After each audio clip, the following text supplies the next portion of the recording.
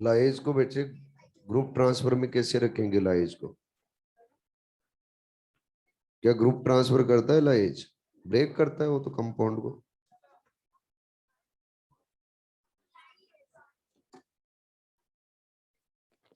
Start करते हैं class. Morning में हम बात कर रहे थे टर्गर प्रेशर के बारे में। बच्चों टर्गर प्रेशर में कईयों के डाउट थे, तो टर्गर प्रेशर को एक बार फिर से सुन लीजिए, ठीक है? टर्गर प्रेशर में कईयों के डाउट आ रहे थे कि सर ऐसा हो गया तो ऐसा क्या हो गया। सुनो टर्गर प्रेशर के बारे में।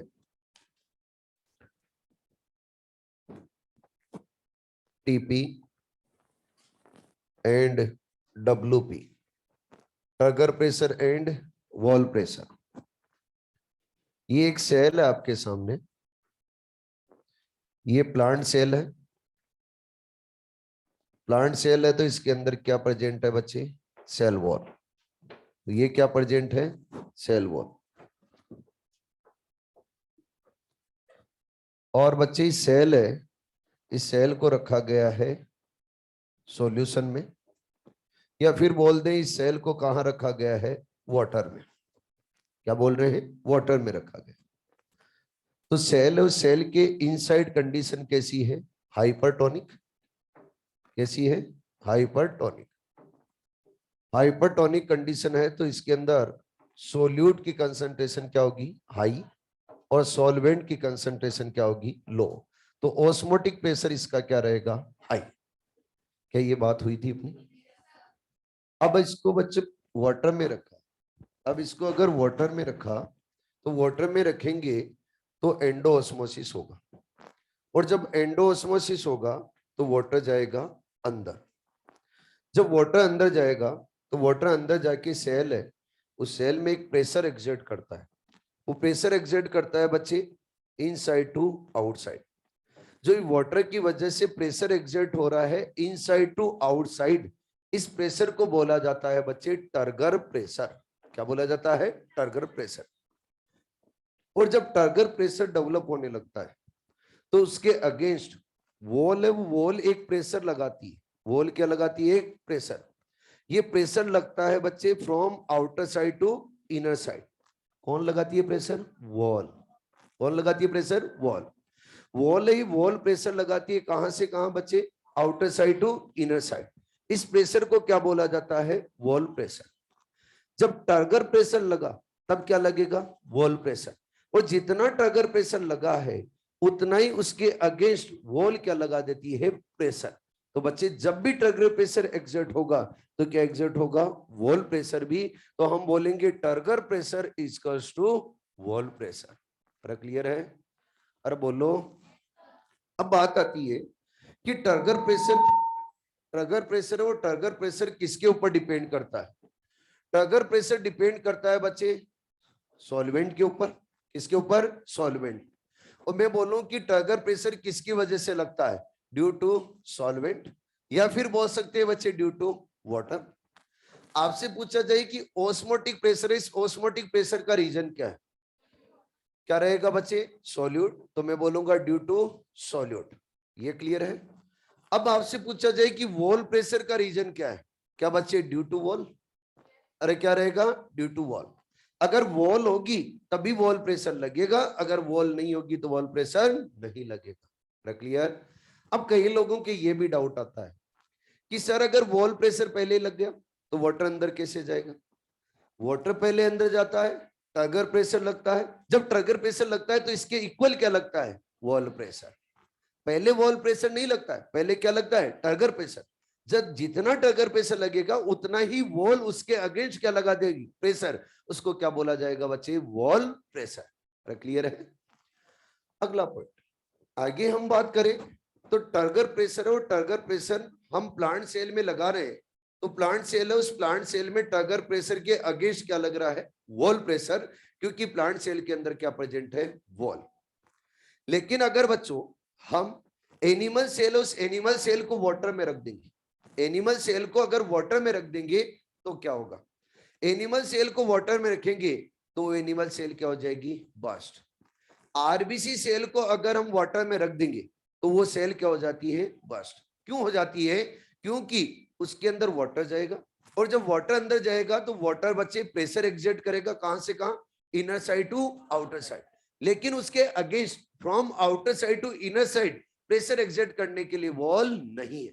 अगर वॉल नहीं है तो बच्चे टर्गर प्रेशर ज्यादा डेवलप हो जाएगा और सेल क्या हो जाएगी? बर्स्ट। ठीक है जी।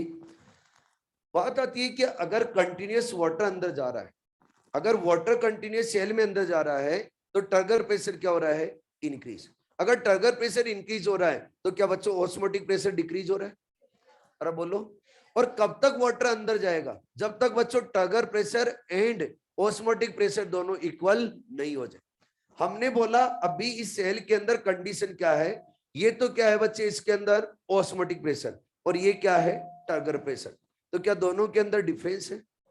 यानी टर्गर प्रेशर तो क्या है? ज्यादा, और ऑस्मोटिक प्रेशर क्या है? कम। तो क्या बच्चे इसके अंदर वाटर की डिमांड है? वाटर की क्या है इसके अंदर? डिमांड। जब वाटर अंदर आएगा तो क्या टर्गर प्रेशर इंक्रीज होगा और ऑस्मोटिक प्रेशर क्या होगा बच्चे? डिक्रीज। जब डिक्रीज होगा और दोनों जहां पे इक्वल होंगे वहां पे सेल, उस सेल को बोला जाएगा कि क्या होगी? Fully turgid.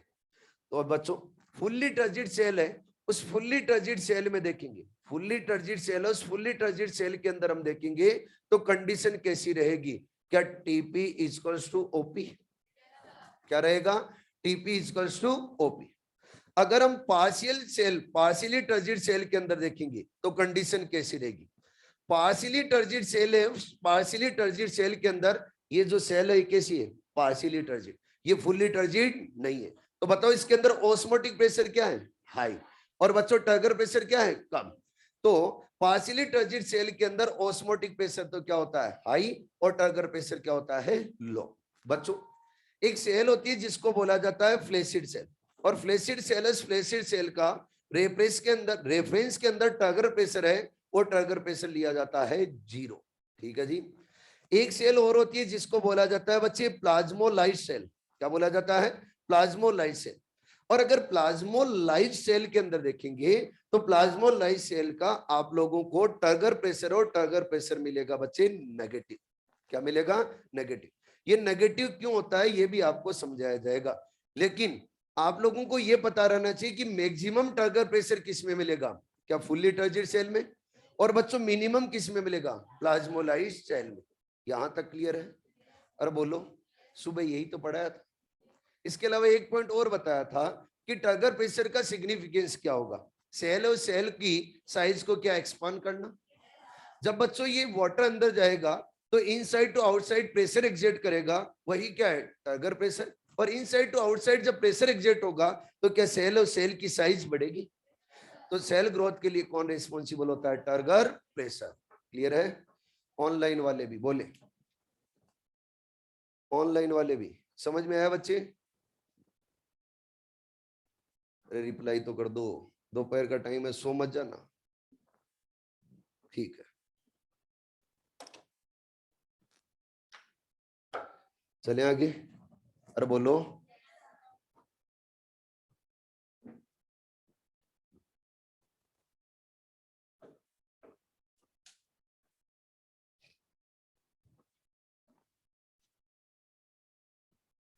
एक प्रोसेस होती है बच्चों जिसको बोला जाता है प्लाज्मोलाइसिस। क्या बोला जाता है? प्लाज्मोलाइसिस। उसके बारे में भी समझते हैं।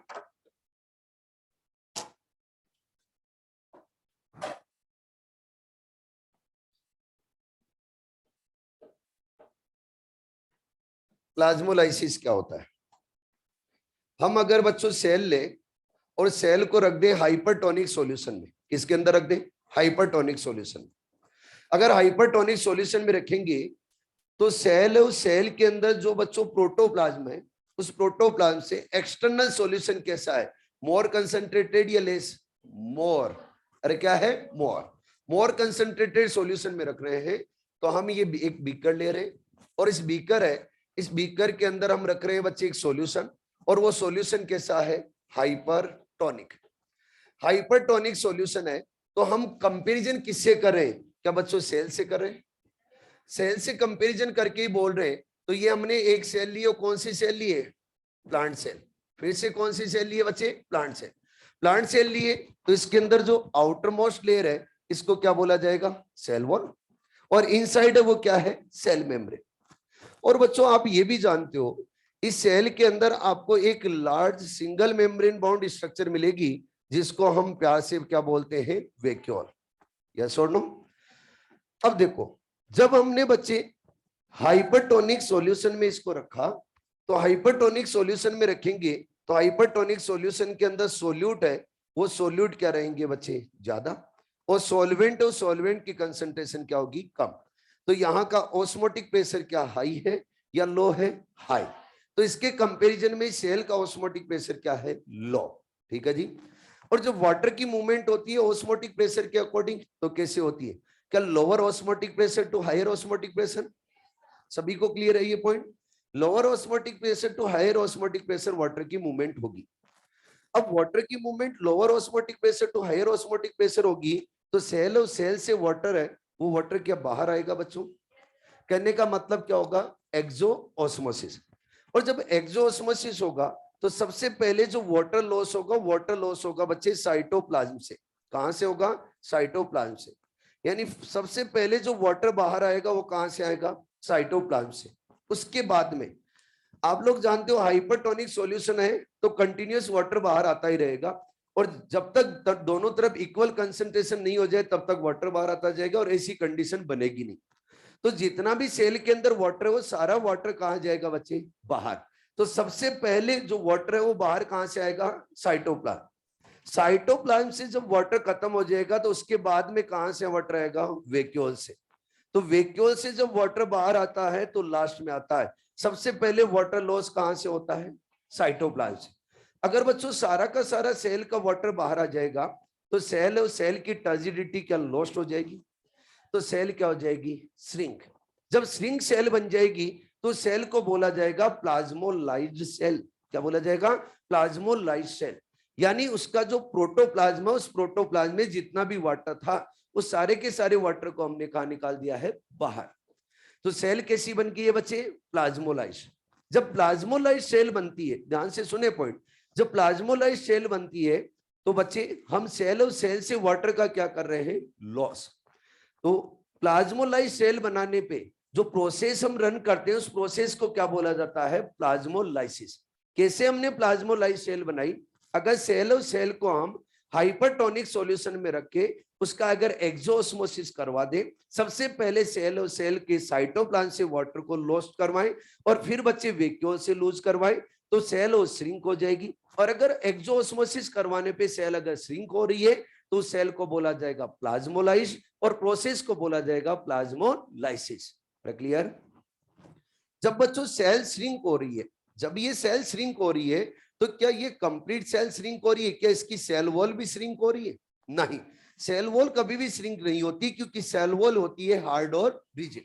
अगर बच्चों हार्ड और रिजिड होती है सेल वॉल, अगर हार्ड और रिजिड होती है तो सेल वॉल तो श्रिंक नहीं होगी, लेकिन सेल मेम्ब्रेन के अंदर फ्लूइडिटी प्रेजेंट है तो क्या सेल मेम्ब्रेन श्रिंक हो जाएगी।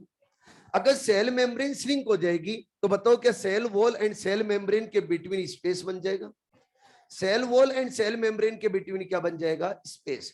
अब जो सेल मेम्ब्रेन और सेल वॉल है इन दोनों के बिटवीन स्पेस है, इस स्पेस के अंदर कौन सा सॉल्यूशन रहेगा, हाइपरटोनिक या हाइपोटोनिक, बोलो हाइपरटोनिक रहेगा या हाइपोटोनिक रहेगा। सेल से एक्सोऑस्मोसिस हो चुका है, सारा का सारा वाटर बाहर जा चुका है, सेल क्या होगी, श्रिंक होगी, श्रिंक हो गई है तो cell membrane and cell wall के बिटवीन क्या बन गया है, स्पेस। उस स्पेस के अंदर कौन सा सॉल्यूशन होगा, हाइपोटोनिक या हाइपरटोनिक, हाइपरटोनिक, क्योंकि सारा वाटर हमने बाहर निकाल दिया है तो क्या बच रहा है वहां पे, सोल्यूट। अगर सोल्यूट ही बच रहा है तो कंडीशन कैसी बन रही है, हाइपरटोनिक। क्लियर है। अब बच्चों जब इस सेल को हम श्रिंक कर रहे हैं तो श्रिंक करने पे क्या यहां पर जो ट्रिगर प्रेशर था वो सारा का सारा क्या लॉस्ट कर चुकी है सेल, अरे बोलो। अगर लॉस्ट कर चुकी है तो मैं बोलूंगा कि सेल है सेल श्रिंक हो गई है तो इसका ट्रिगर प्रेशर किस में चला गया है, क्या नेगेटिव में, अरे किस में चला गया है, नेगेटिव। इसीलिए हम बोलते हैं प्लाज्मोलाइज्ड सेल है, उन प्लाज्मोलाइज्ड सेल का ट्रिगर प्रेशर क्या होता है, नेगेटिव। ट्रिगर प्रेशर क्या होता है बच्चे, नेगेटिव। ठीक है जी। अगला पॉइंट, आप बोलोगे सर इस प्लाज्मोलाइसिस प्रोसेस है इसका क्या सिग्निफिकेंस है? कहीं ना कहीं कोई यूज तो होता होगा, इसका यूज होता है। यूज होता है तो कैसे? अगर किसी प्लांट है, उस प्लांट को हमें डेड बनाना है, तो उसके ऊपर अगर हाइपरटोनिक सॉल्यूशन को अगर स्प्रे कर देंगे, हाइपरटोनिक सॉल्यूशन को अगर स्प्रे कर देंगे, तो उस प्लांट की सेल से पूरा का पूरा वाटर वो बाहर खींच लेगा। अगर बाहर खींच लेगा तो प्लांट की क्या हो जाएगी? डेथ। बच्चों, आप लोगों ने जनरली अपने घर में देखा होगा, जब भी मम्मी अचार बनाती है तो उसके अंदर सॉल्ट की कंसंट्रेशन ज्यादा रखती है। क्यों रखती है वो नहीं बता पाते, लेकिन अपन बता सकते हैं। सॉल्ट की कंसंट्रेशन इसलिए बनाई जाती है कि कैसी कंडीशन बन जाए? हाइपरटोनिक कंडीशन बनेगी तो उसके ऊपर जब भी ग्रोथ करना चाहेगा बैक्टीरिया, तो ग्रोथ नहीं कर पाएगा। और गलती से भी अगर बैक्टीरिया चला गया और उसके ऊपर ग्रोथ करनी चाहिए, तो बच्चे बैक्टीरिया जाते ही बैक्टीरिया की सेल से पूरा का पूरा वाटर बाहर खींच लिया जाता है, क्योंकि कंडीशन कैसी है? हाइपरटोनिक। अगर पूरा वाटर बाहर आ गया तो फिर बैक्टीरिया की क्या हो जाएगी? डेथ। इसके अलावा फिश और बच्चों अदर नॉन वेज खाने वाले हैं, उनके लिए जो नॉन वेज होता है उसको क्या किया जाता है? प्रिजर्व। जब प्रिजर्व किया जाता है तो उसके ऊपर क्या रखा जाता है? Hypertonic solution. अब हाइपरटोनिक सॉल्यूशन रखेंगे तो फिर वहां पर उसके ऊपर जो फंगस और बैक्टीरिया वो ग्रोथ नहीं कर पाएंगे। अगर फंगस और बैक्टीरिया कभी भी ग्रोथ करने चाहिए, अगर ग्रोथ की, तो फिर तुरंत बच्चों उनकी सेल और सेल से वाटर को बाहर ले लिया जाएगा। अगर बाहर खींच लिया जाएगा तो क्या हो जाएगा? प्लाज्मोलाइसिस। और अगर प्लाज्मोलाइसिस हो जाएगा तो सेल की क्या हो जाएगी? डेथ, यानी फंगस और बैक्टीरिया की क्या हो जाएगी? डेथ। अगला क्वेश्चन ये बनता है कि प्लाज्मोलाइसिस प्रोसेस है, ये क्या रिवर्सिबल है? हो सकती है, बिल्कुल हो सकती है। कैसे? अगर बच्चों हम प्लाज्मोलाइज्ड सेल को रख दें हाइपोटोनिक सॉल्यूशन में, किसमें रख दें? हाइपोटोनिक सॉल्यूशन में। अगर प्लाज्मोलाइज्ड सेल है तो मैंने ये एक सेल ली है, ये बच्चों इसकी सेल वॉल है और ये इसकी सेल मेम्ब्रेन है। बताओ ये प्लाज्मोलाइज्ड है या फिर नॉर्मल सेल है? प्लाज्मोलाइज्ड। तो ये सेल कौन सी है बच्चे? प्लाज्मोलाइज्ड। अगर प्लाज्मोलाइज्ड सेल है और इसको हमने रखा है हाइपोटोनिक सॉल्यूशन में, किसके अंदर रखा है? हाइपोटोनिक सॉल्यूशन में। तो बताओ अंदर कैसी कंडीशन है? क्या हाइपरटोनिक? तो वाटर क्या बच्चे अंदर जाएगा, यानी क्या इसके अंदर एंडोस्मोसिस होगा। और जब एंडोस्मोसिस होगा तो धीरे धीरे वाटर अंदर जाके क्या वापस टर्गर प्रेशर एग्जिट करने लगेगा, तो सेल वापस क्या हो जाएगी? टर्जिड। अगर प्लाज्मोलाइज्ड सेल को आप हाइपोटोनिक सॉल्यूशन में रख के टर्जिड बना देते हो तो प्रोसेस को क्या बोला जाएगा? डीप्लाज्मोलाइसिस। अरे क्या बोला जाएगा? डीप्लाज्मोलाइसिस। तो याद रखना है, प्लाज्मोलाइसिस प्रोसेस है वो क्या होती है बच्चे? रिवर्सिबल। यानी रिवर्सिबल होगी तो प्लाज्मोलाइसिस होने के बाद में सेल है, उस सेल को वापस क्या बना सकते हैं? टर्जिड। और टर्जिड बनाया जाएगा किससे बच्चे? डीप्लाज्मोलाइसिस। अरे ठीक है, अरे समझ में तो आ रहा है क्या? पक्का? अगला पॉइंट आगे बच्चों, कुछ सेल्स है उनके बारे में बात कर रहे हैं कि कौन से सॉल्यूशन में अगर सेल को रखा जाए तो क्या कंडीशन बनेगी, वो समझने जा रहे हैं। अपनी एनसीईआरटी के अंदर कुछ फिगर दी गई है, उनको समझने जा रहे हैं। सबसे पहला, अगर सेल को इधर ध्यान दें, अगर सेल को हम हाइपरटोनिक सॉल्यूशन में रखेंगे, सेल को अगर हाइपरटोनिक सॉल्यूशन में रखेंगे तो क्या बच्चों? एक्सोस्मोसिस होगा। और एक्सोस्मोसिस होगा तो सेल कैसी बनेगी? प्लाज्मोलाइज्ड। कैसी बन जाएगी? प्लाज्मोलाइज्ड। पहला पॉइंट क्लियर है। अगला बच्चों, एक सेल को हमने रखा है और वो रखा है बच्चे हाइपोटोनिक सॉल्यूशन में। सेल को किस में रखा है? हाइपोटोनिक सॉल्यूशन में। यानी ये सॉल्यूशन कैसा है? हाइपोटोनिक। अगर हाइपोटोनिक सॉल्यूशन में रखा है तो क्या एंडोस्मोसिस होगा? अरे क्या होगा? एंडोस्मोसिस। और जब एंडोस्मोसिस होगा तो बच्चे वाटर अंदर जाके क्या टर्गर प्रेशर है उसको इंक्रीज करेगा, सेल कैसी बनेगी? टर्जिड। अरे कैसी बनेगी? टर्जिड। अगला पॉइंट, एक बच्चों हमने फिर से एक बीकर लिया और इस बीकर के अंदर सॉल्यूशन लिया है आइसोटोनिक। क्या लिया है? आइसोटोनिक। इस आइसोटोनिक सॉल्यूशन के अंदर हमने सेल को रखा। अगर आइसोटोनिक सॉल्यूशन में सेल को रखेंगे तो क्या वाटर की नेट मूवमेंट होगी? जितना वाटर अंदर जाएगा उतना ही कहाँ आएगा? बाहर। अगर आइसोटोनिक सॉल्यूशन में सेल को रखने पर वाटर की नेट मूवमेंट होती है, या फिर बोलो सॉल्यूशन में रखने पर सेल और सेल के अंदर वाटर की नेट मूवमेंट होती है तो सेल को क्या बोला जाएगा? Flaccid cell. और क्या बोला जाएगा? Flaccid cell. क्लियर? बोलो। तो कितने टाइप की सेल? 3। अगर बच्चों सेल को सॉल्यूशन पे रखने में, ध्यान से सुनना, सेल को अगर सॉल्यूशन पे रखने पे सेल में अगर एक्सोस्मोसिस होता है, एक्सोस्मोसिस होता है तो एक्सटर्नल सॉल्यूशन क्या होगा? हाइपरटोनिक या हाइपोटोनिक? हाइपरटोनिक। और बच्चे एक्सोस्मोसिस होगा तो सेल क्या हो जाएगी? प्लाज्मोलाइज। अगर सेल को किसी सॉल्यूशन में रखें और सेल के अंदर एंडोस्मोसिस हो रहा है, मतलब एक्सटर्नल सॉल्यूशन कैसा है बच्चे? हाइपोटोनिक। अगर हाइपोटोनिक सॉल्यूशन में रखा और अंदर वाटर गया तो सेल कैसी बन जाएगी? टर्जिड। अगर बच्चों किसी सेल को सॉल्यूशन में रखेंगे तो वाटर की नेट मूवमेंट होती है, जितना वाटर अंदर जाता है उतना ही कहाँ आता है? बाहर। तो सेल को क्या बोला जाएगा? फ्लैसिड। और एक्सटर्नल सॉल्यूशन कैसा है? आइसोटोनिक। क्लियर है? अब क्वेश्चन कैसे पूछा जाता है एग्जाम में वो भी डिस्कस कर लेते हैं। जब आप एनसीईआरटी देखोगे तो एनसीईआरटी के अंदर आप लोगों को बच्चों फिगर मिलेगी, अलग अलग फिगर मिलेगी। इस फिगर के अंदर एबीसी फिगर है। अब एबीसी फिगर है, उसके नीचे नेम्स दिए गए। उन नेम्स को जब आपसे पूछा जाएगा तो जो नेम दिए गए उनको क्या कर दिया जाएगा? हटा दिया जाएगा। और फिर आपसे आइडेंटिफाइड करवाया जाएगा कि ए बी सी क्या है, कौन सी सेल है। तो क्या बता सकते हो? अगर बच्चों वाटर बाहर आ रहा है तो सेल क्या होगी? प्लाज्मोलाइज। वाटर अंदर जा रहा है, टर्जिड। और नेट मूवमेंट हो रही है, फ्लैसिड। क्या आप लोगों को ऐसे पूछा जाए कि अगर वाटर बाहर आ रहा है तो बताइए एक्सटर्नल सॉल्यूशन कैसा है? बता सकते हो? हाइपरटोनिक। अगर वाटर अंदर जा रहा है तो सॉल्यूशन हाइपोटोनिक। और नेट मूवमेंट हो रही तो आइसोटोनिक। क्लियर है? लीजिए ऑनलाइन वाले।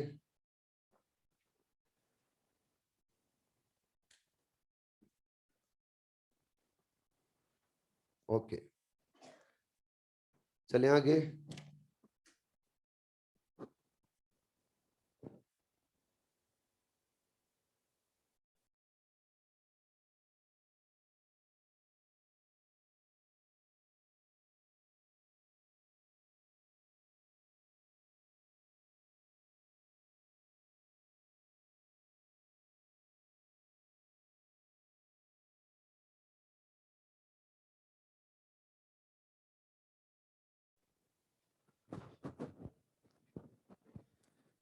Next point, diffusion pressure deficit. क्या आता है बच्चे? Diffusion pressure deficit. और इसी को शॉर्ट में बोला जाता है डीपीडी।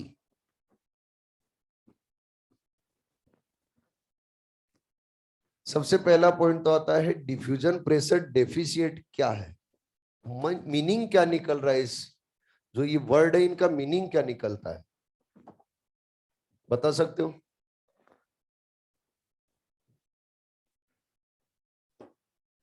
अरे बता सकते हो?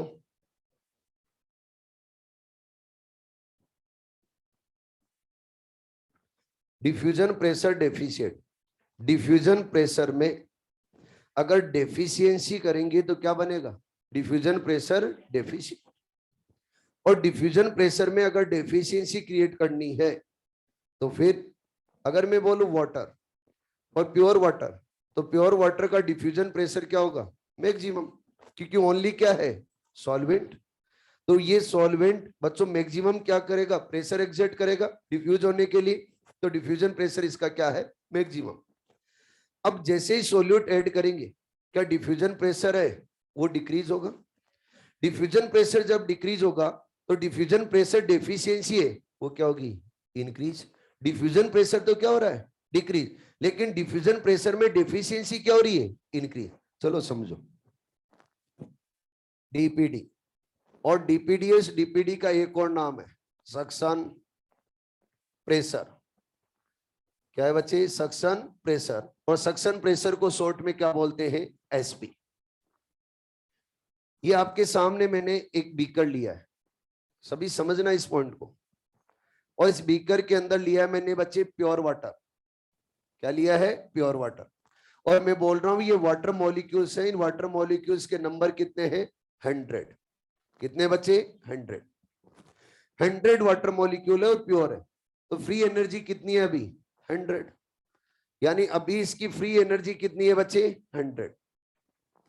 100 फ्री एनर्जी है, मतलब ये 100 वाटर मॉलिक्यूल्स 100 सोल्यूट मॉलिक्यूल्स के साथ में बाइंड हो सकते। क्लियर है? और बोलो, तो मैं बोलूंगा यहाँ पे डिफ्यूजन प्रेशर है, वो डिफ्यूजन प्रेशर भी क्या है? मैक्सिमम है। डिफ्यूजन प्रेशर भी क्या है बच्चे? मैक्सिमम। डिफ्यूजन डिफ्यूजन प्रेशर भी क्या है? मैक्सिमम।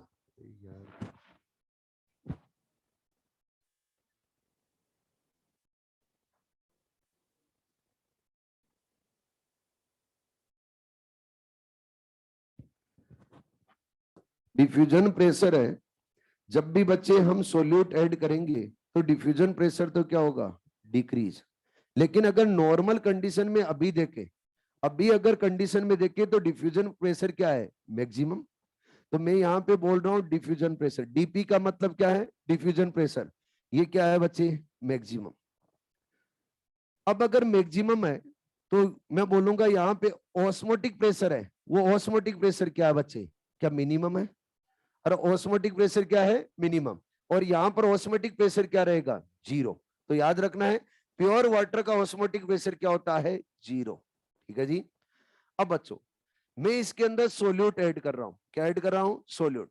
और 20 सोल्यूट ऐड कर रहा हूं। कितने सोल्यूट ऐड कर रहा हूं? 20। जब 20 सोल्यूट ऐड करूंगा, 20 सोल्यूट ऐड करूंगा तो क्या 20 सोल्यूट जाके 20 वाटर मॉलिक्यूल्स के साथ में बाइंड होंगे? अब आप बताइए कितने वाटर मॉलिक्यूल्स फ्री है? फ्री एनर्जी कितनी बची है? फ्री एनर्जी कितनी बची है बच्चे? 80। 80 फ्री एनर्जी बची है। अगर एनर्जी फ्री 80 है तो जैसे ही सोल्यूट ऐड किया, डिफ्यूजन प्रेशर क्या हुआ? डिक्रीज या इंक्रीज? डिक्रीज। डिफ्यूजन प्रेशर क्या हुआ है? डिक्रीज। ओस्मोटिक प्रेशर क्या हुआ है बच्चे? इंक्रीज। ओस्मोटिक प्रेशर क्या हो गया? इंक्रीज। जैसे जैसे हम सोल्यूट ऐड करते हैं, डिफ्यूजन प्रेशर डिक्रीज होता है, तो क्या डिफ्यूजन प्रेशर में डेफिशिएंसी क्रिएट होती है? अरे बोलो, यानी सोल्यूट ऐड करने से डिफ्यूजन प्रेशर में क्या क्रिएट होती है? डेफिशिएंसी। तो बच्चों, डीपीडी और डीपीडी कब इंक्रीज होगा? जब सोल्यूट ऐड करेंगे तब, या सॉल्वेंट ऐड करेंगे तब? सोल्यूट ऐड करेंगे तब। जैसे ही हमने यहाँ पे सोल्यूट ऐड किए, क्या इसका डीपीडी और डीपीडी इंक्रीज हो गया? तो हम बोलेंगे DPD directly proportional to solute concentration. यानी जैसे जैसे हम सोल्यूट कंसंट्रेशन इंक्रीज करेंगे, डीपीडी भी क्या होगी? इंक्रीज। ठीक है जी। आप लोग जरा ये यहाँ पे बताना मुझे कि कौन सी सेल का डीपीडी हाई है और कौन सी सेल का डीपीडी लो है? बता सकते हो? मैं बोल रहा हूं बच्चे, इसके अंदर सोल्यूट और सोल्यूट की कंसंट्रेशन लो है, सॉल्वेंट की कंसंट्रेशन हाई है। यहाँ पे सोल्यूट की कंसंट्रेशन हाई है, सॉल्वेंट की कंसंट्रेशन लो है। और यहां पर मैं इस सेल को नाम दे रहा हूं ई, और सॉरी इस सेल को नाम दे रहा हूं बी ए, और इसको नाम क्या दे रहा हूं? बी। बताइए, ए सेल का डीपीडी क्या होगा? लो होगा या हाई होगा? लो होगा। इसका डीपीडी क्या होगा? लो। और इसका क्या रहेगा बच्चे? DPD high. ठीक है जी। अब देखो, जिसका डीपीडी लो है उसके अंदर सॉल्वेंट क्या है? ज्यादा। यानी सॉल्वेंट की बात करें तो हम किसकी बात करेंगे? वाटर की। अगर इसका डीपीडी बच्चों ज्यादा है तो इसके अंदर सॉल्वेंट क्या है? कम। यानी वाटर क्या है? कम। अब आप मुझे बताओ, ए और बी सेल दोनों में से डिमांड ऑफ वाटर किसकी हाई है? ए की या बी की? बी की। तो जिसका डीपीडी ज्यादा होगा उस सेल के अंदर डिमांड ऑफ वाटर क्या हाई होगी? कहने का मतलब डीपीडी और डीपीडी किसको रिप्रेजेंट करती है? क्या डिमांड ऑफ वाटर को? डीपीडी किसको रिप्रेजेंट करती है? डिमांड ऑफ वाटर को। यानी जितना ज्यादा डीपीडी होगा उतना ही बच्चे सेल के अंदर डिमांड ऑफ वाटर रहेगा। क्लियर? अगला पॉइंट और सुनो, इसी से समझते जाना इन दोनों सेल से। बच्चों, इस सेल के अंदर सोल्यूट क्या है? कम। सोल्यूट कम है तो मुझे बताओ ऑस्मोटिक प्रेशर क्या कम है? यहां पे सोलवेंट ज्यादा है तो क्या टर्गर प्रेशर ज्यादा है? बच्चों, यहां पे सोल्यूट क्या है? ज्यादा। तो ऑस्मोटिक प्रेशर क्या है? ज्यादा। सोलवेंट कम है तो क्या टर्गर प्रेशर कम है? अगर हमें डिमांड ऑफ वाटर कैलकुलेट करनी, डिमांड ऑफ वाटर कैलकुलेट करनी है, यानी डीपीडी कैलकुलेट करनी है सेल की, तो कैसे कर सकते हैं? क्या ऑस्मोटिक प्रेशर और ट्रिगर प्रेशर के बिटवीन डिफरेंस निकाल लें? अगर ऑस्मोटिक प्रेशर और ट्रिगर प्रेशर के बिटवीन डिफरेंस निकाल लेंगे तो सेल और सेल की एक्चुअल में क्या डिमांड ऑफ वाटर आ जाएगी, यानी एक्चुअल में सेल का क्या आ जाएगा, डीपीडी। जैसे फॉर एग्जांपल हम बात कर रहे हैं कि यहाँ पे सोल्यूट क्या है, ज्यादा है या कम है? कम है। सोल्यूट कम है तो हम बोलेंगे कि यहाँ पर सोल्यूट कम है तो ओपी क्या है बच्चे, कम है। और कम है तो मैंने क्या रखा, 20। ओपी कितना रख दिया, 20। और बच्चों यहाँ पे सॉल्वेंट क्या है, ज्यादा। सॉल्वेंट ज्यादा है तो टीपी और टीपी कितना रख दिया बच्चे, 15। कितना रखा है, 15। आप बोलोगे सर इससे कंपेयर करके बोला जा रहा है, सोल्यूट सॉल्वेंट है ना। अब यहां पर देख रहे हैं तो सोल्यूट क्या है, ज्यादा।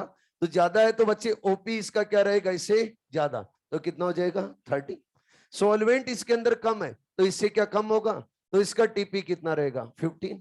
आप कैलकुलेट कर लो दोनों के अंदर, 15 नहीं, यहाँ पे कितना कर लो, 10 कर लो। अगर दोनों को आप कैलकुलेट करोगे तो ओपी माइनस टीपी, क्या यहाँ पे कितना आ रहा है, 5। यहाँ पे ओपी माइनस टीपी कितना आ रहा है, 10। बताओ डिमांड ऑफ वाटर किसके अंदर ज्यादा हुई, जिसका डीपीडी ज्यादा हुआ उसका। अरे बोलो, जिसका डीपीडी ज्यादा होगा उसके अंदर डिमांड ऑफ वाटर क्या रहेगी, ज्यादा।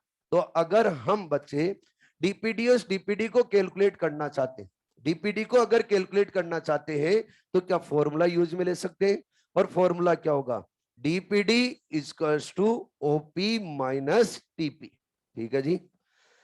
अब अलग अलग कंडीशन में हम देखते हैं कि डीपीडी किसका कैसा रहेगा। इसको हटा देता हूं, हटा दो ना, चलो ठीक है, इधर में लिखता हूं। सबसे पहले हम बात करें पार्शियली टर्जिड सेल की। किसकी बात करें, पार्शियली टर्जिड सेल की। आप तो मुझे बताओ पार्शियली टर्जिड सेल के अंदर क्या ओपी ज्यादा होता है टीपी से, ओपी ज्यादा होता है किसी, टीपी से। तो उसका बच्चे डीपीडी क्या होगा, DPD equals to OP minus TP, यानी ये पार्शियली टर्जिड सेल है, यही क्या रहेगी बच्चे, नॉर्मल सेल। अरे क्या रहेगी, नॉर्मल सेल। यानी नॉर्मल सेल है, उस नॉर्मल सेल का अगर डीपीडी कैलकुलेट करना है तो क्या रहेगा, DPD equals to OP minus TP, यानी ये फॉर्मूला किसके लिए दिया गया है, नॉर्मल सेल। अगला फुल्ली टर्जिड सेल। नेक्स्ट क्या है बच्चे, fully turgid cell. Fully turgid cell, fully turgid cell के लिए बात करें तो हम बोलेंगे ओपी इक्वल्स टू टीपी। क्या पहले ही पढ़ रखा है हमने, जब भी सेल फुल्ली टर्जिड हो जाती है तो ऑस्मोटिक प्रेशर और ट्रिगर प्रेशर क्या हो जाते हैं, इक्वल। तो बताओ डीपीडी क्या हो जाएगा, 0। डीपीडी क्या रहेगा, 0। ठीक है जी। अगला बच्चों फ्री सॉल्यूशन। फ्री सॉल्यूशन किसको बोलते हैं, फ्री सॉल्यूशन वो सॉल्यूशन होता है जो वेसल्स में प्रेजेंट रहता है, यानी किसी वेसल या कंटेनर के अंदर प्रेजेंट है, उसको क्या बोला जाएगा, फ्री सॉल्यूशन। और जब फ्री सॉल्यूशन होगा तो उसके अंदर बच्चे ट्रिगर प्रेशर नहीं लगेगा।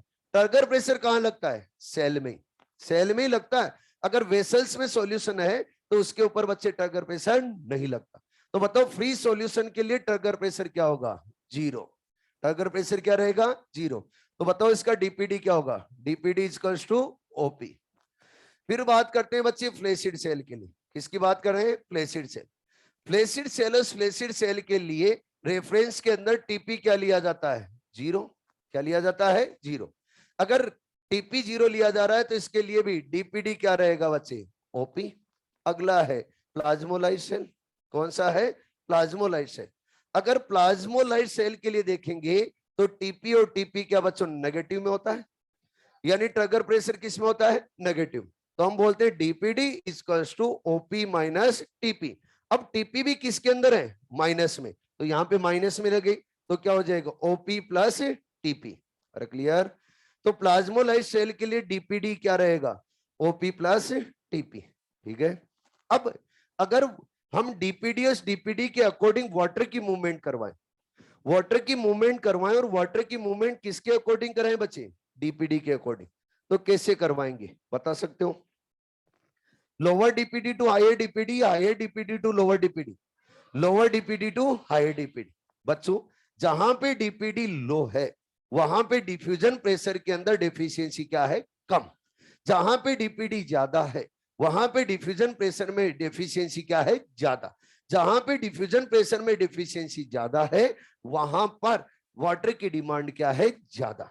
और जहां पे डिफ्यूजन प्रेशर में डेफिशिएंसी कम है वहां पे वाटर की डिमांड क्या है, कम। कहने का मतलब वहां पे वाटर की कंसंट्रेशन क्या है, ज्यादा। अरे ठीक है, तो जब भी वाटर की मूवमेंट होगी डीपीडी के अकॉर्डिंग तो बोलेंगे कि lower DPD to higher DPD. अरे क्लियर? क्या क्वेश्चन हो जाए एक? फोटो खींचो फिर आगे बढ़ते हैं।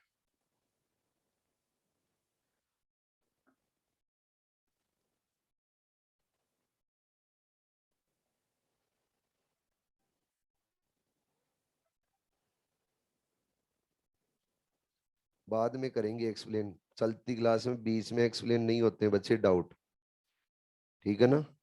आप जब क्लास कंप्लीट करने वाले हो तब मैसेज कर देना, मैं बता दूंगा आपको, लेकिन क्लास के एंड तक रहना।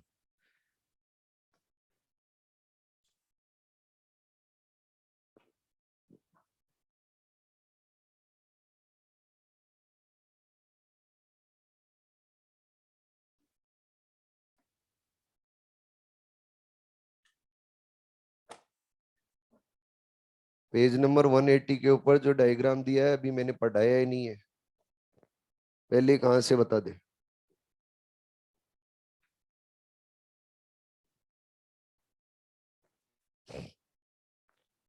हो गई फोटोग्राफी? चलो,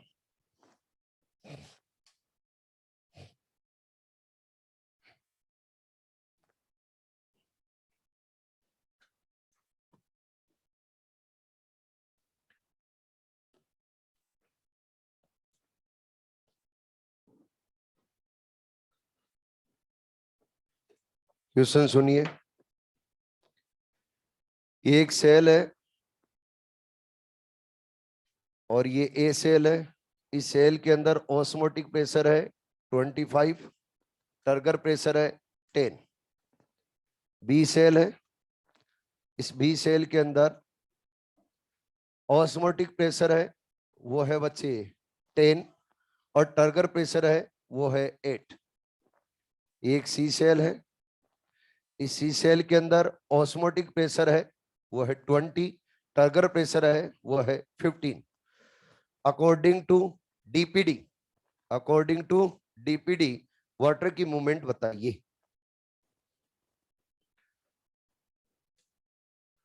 आप आराम से सोल्व कर लो, आपके पास में 30 सेकेंड है।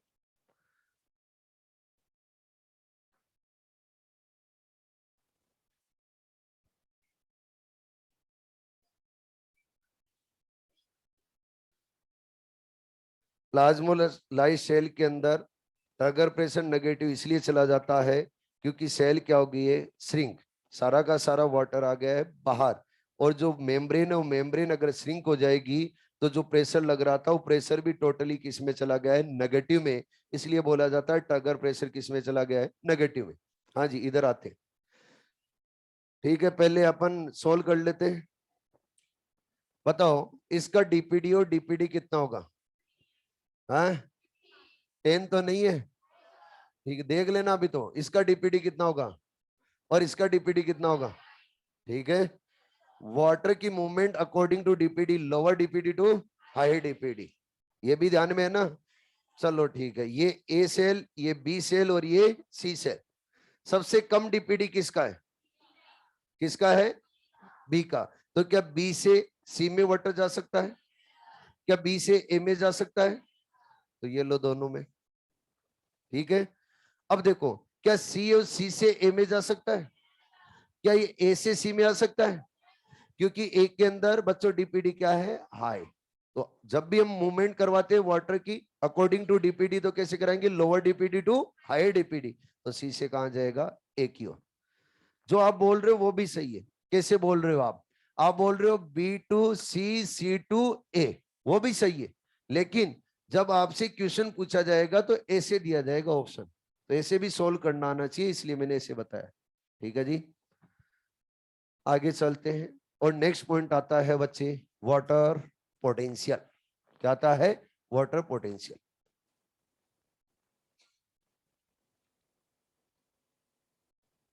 वाटर पोटेंशियल को डिनोट किया जाता है बच्चे साई डब्ल्यू से। किसे किया जाता है, साई डब्ल्यू से। साई डब्ल्यू से डिनोट किया जाता है। और वाटर पोटेंशियल है क्या, वो सुने पहले। तो वाटर मॉलिक्यूल्स है, उन वाटर मॉलिक्यूल्स की फ्री एनर्जी, और मैं बोलूं वाटर मॉलिक्यूल्स की जो फ्री काइनेटिक एनर्जी है, उसी को क्या बोला जाता है बच्चे? Water potential. मैंने बोला कि एक सॉल्यूशन है, उस सॉल्यूशन के अंदर बच्चे 10 वाटर मॉलिक्यूल्स फ्री है। कितने हैं? 10। तो बताओ उस सॉल्यूशन का वाटर पोटेंशियल कितना हो गया? 10। क्योंकि हमने बोला जितने वाटर मॉलिक्यूल्स फ्री होंगे वही क्या रहेगा? Water potential. जितने काइनेटिक एनर्जी रहेगी वाटर की, वही उसका क्या होगा? Water potential. ठीक है जी। अब बच्चों मैं आपके सामने समझाने के लिए एक बीकर ले रहा हूं, और इस बीकर है, इस बीकर के अंदर हमने लिया है बच्चे प्योर वाटर। क्या लिया है? Pure water. मैंने वाटर नॉर्मल नहीं लिया, क्या लिया है? Pure water. प्योर वाटर लिया है, और प्योर वाटर के मॉलिक्यूल्स हम मान लेते हैं कितने हैं? 100। अरे कितने हैं? 100। अगर प्योर वाटर है तो इसके अंदर क्या सोल्यूट है? कोई सोल्यूट नहीं है। तो इसका क्या वाटर पोटेंशियल मैक्सिमम होगा? यानी प्योर वाटर का वाटर पोटेंशियल क्या होता है? मैक्सिमम। और इसके वाटर पोटेंशियल मैक्सिमम को क्या लिया जाता है? जीरो। यानी प्योर वाटर का वाटर पोटेंशियल क्या रहेगा? जीरो। और इस जीरो को क्या बोला जाता है बच्चे? मैक्सिमम। अरे क्या बोला जाता है? मैक्सिमम। आप तो मुझे बताओ प्योर वाटर है और इसके अंदर 100 वाटर मॉलिक्यूल है, तो इसकी फ्री एनर्जी कितनी है? अरे फ्री एनर्जी कितनी है? 100। फ्री एनर्जी कितनी मिलेगी? 100। अब यहां पर फ्री एनर्जी 100 है, तो ओस्मोटिक प्रेशर या फिर बोले हम डीपीडी की बात करते हैं, डीपीडी कितना है? क्या डीपीडी बच्चों जीरो है? डीपीडी भी क्या है? जीरो। लेकिन अगर जीरो है तो मैक्सिमम है या मिनिमम है? मिनिमम। बच्चों वाटर पोटेंशियल तो जीरो है, लेकिन वो क्या है? मैक्सिमम। लेकिन डीपीडी भी जीरो है, लेकिन वो क्या है? मिनिमम। अरे क्लियर? अब क्या किया हमने? अब इसके अंदर हमने बच्चे सोल्यूट ऐड कर दिए। क्या ऐड कर दिए? सोल्यूट। और जो सोल्यूट ऐड किए उनके नंबर हैं 30। अरे कितने हैं? 30। 30 सोल्यूट ऐड किए, तो क्या 30 सोल्यूट मॉलिक्यूल्स 30 वाटर मॉलिक्यूल्स के साथ में बाइंड होंगे? अब बताओ फ्री वाटर मॉलिक्यूल्स कितने बचे? कितने? तो बताओ फ्री एनर्जी, और फ्री एनर्जी कितनी बची है? 70। अगर 70 बची है, तो जब बच्चों सारे के सारे वाटर मॉलिक्यूल फ्री थे, तो वाटर पोटेंशियल क्या मैक्सिमम था? जैसे ही हमने सोल्यूट ऐड किया, वाटर पोटेंशियल डिक्रीज हुआ या इंक्रीज हुआ? डिक्रीज। तो जैसे ही सोल्यूट ऐड करते, वाटर पोटेंशियल क्या होता है? डिक्रीज। अब देखो जब सोल्यूट ऐड किया, वाटर पोटेंशियल तो डिक्रीज हुआ, लेकिन बताओ डीपीडी डिक्रीज हुआ या इंक्रीज हुआ? डीपीडी क्या हुआ है? इंक्रीज। जब बच्चों हम वाटर के अंदर हम सोल्यूट ऐड करेंगे, तो क्या डिफ्यूजन प्रेशर डेफिशिएंसी इंक्रीज होगी डिक्रीज होगी? इंक्रीज। तो डीपीडी भी क्या होगा? इंक्रीज। यानी वाटर पोटेंशियल जब डिक्रीज होगा तो डीपीडी क्या होगा? इंक्रीज। कहने का मतलब ये वाटर पोटेंशियल डीपीडी के जस्ट क्या अपोजिट है। तो बोला जाएगा psi W equals to minus DPD. क्या बोला जाएगा बच्चे?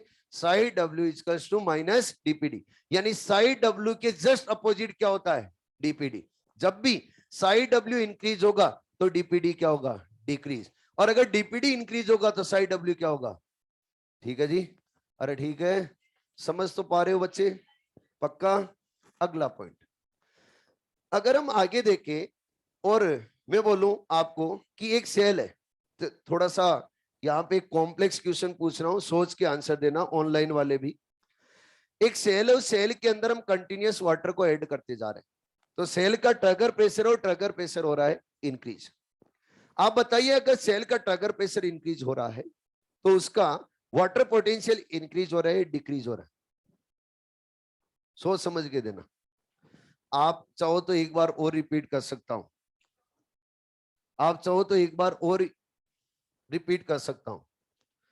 मैंने बोला एक सेल है। क्या है? सेल। सेल है, उस सेल के अंदर हम वाटर है, वाटर ऐड करते जा रहे हैं, यानी एंडोस्मोसिस हो रहा है। ट्रिगर प्रेशर सेल का क्या हो रहा है? इंक्रीज। अगर ट्रिगर प्रेशर इंक्रीज हो रहा है तो सेल और सेल का वाटर पोटेंशियल इंक्रीज हो रहा है डिक्रीज हो रहा है? इंक्रीज हो रहा है। क्या हो रहा है? इंक्रीज। लेकिन बच्चों डीपीडी क्या हो रहा है? डिक्रीज। डीपीडी तो क्या होगा? डिक्रीज। लेकिन बच्चे जो वाटर पोटेंशियल वो क्या होगा? इंक्रीज। अब देखो हमने बोला कि प्योर वाटर का वाटर पोटेंशियल क्या है, मैक्सिमम, और मैक्सिमम क्या लिया गया है, 0। ठीक है, 0 लिया गया।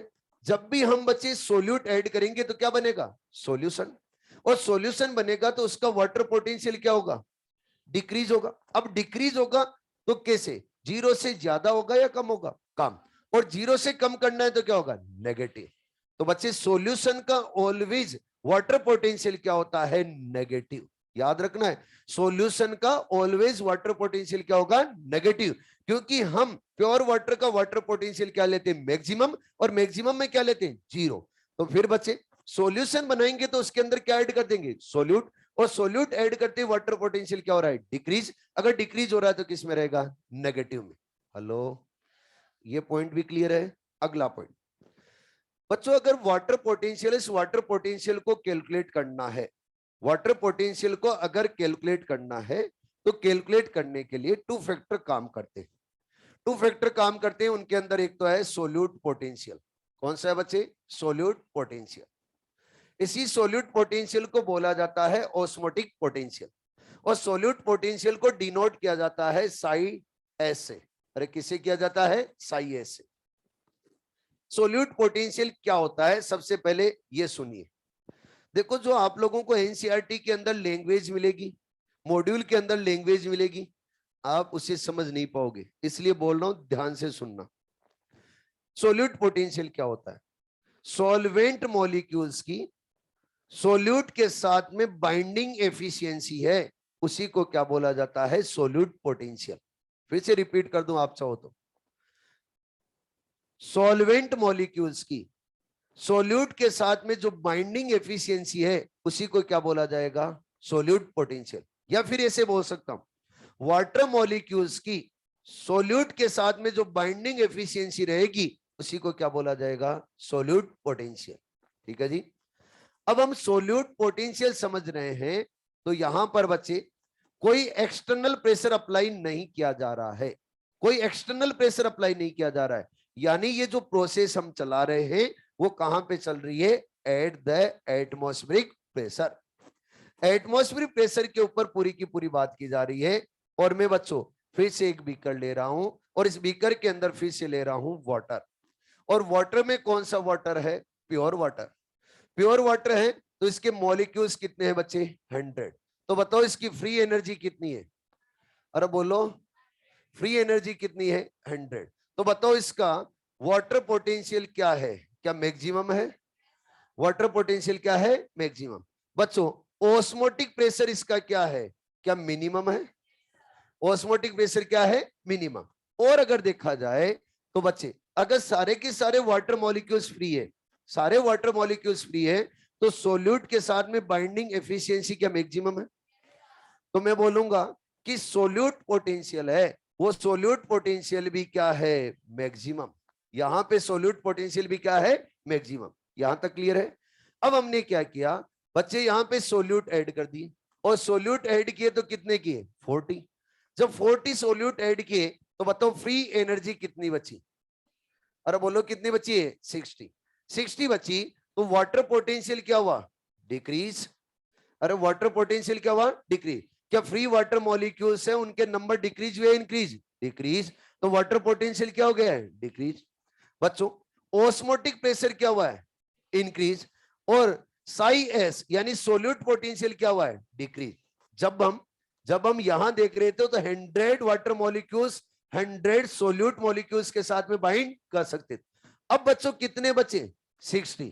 तो बताओ सॉल्वेंट है या फिर बोलूं वाटर मॉलिक्यूल्स है, उन वाटर मॉलिक्यूल्स की सोल्यूट के साथ में बाइंडिंग एफिशिएंसी इंक्रीज हुई है, डिक्रीज, डिक्रीज। तो जैसे ही सोल्यूट ऐड करेंगे, सोल्यूट पोटेंशियल वो क्या होगा, डिक्रीज। ऑस्मोटिक प्रेशर क्या होगा, इंक्रीज। तो क्या हम बोल सकते हैं at the atmospheric pressure, at the atmospheric pressure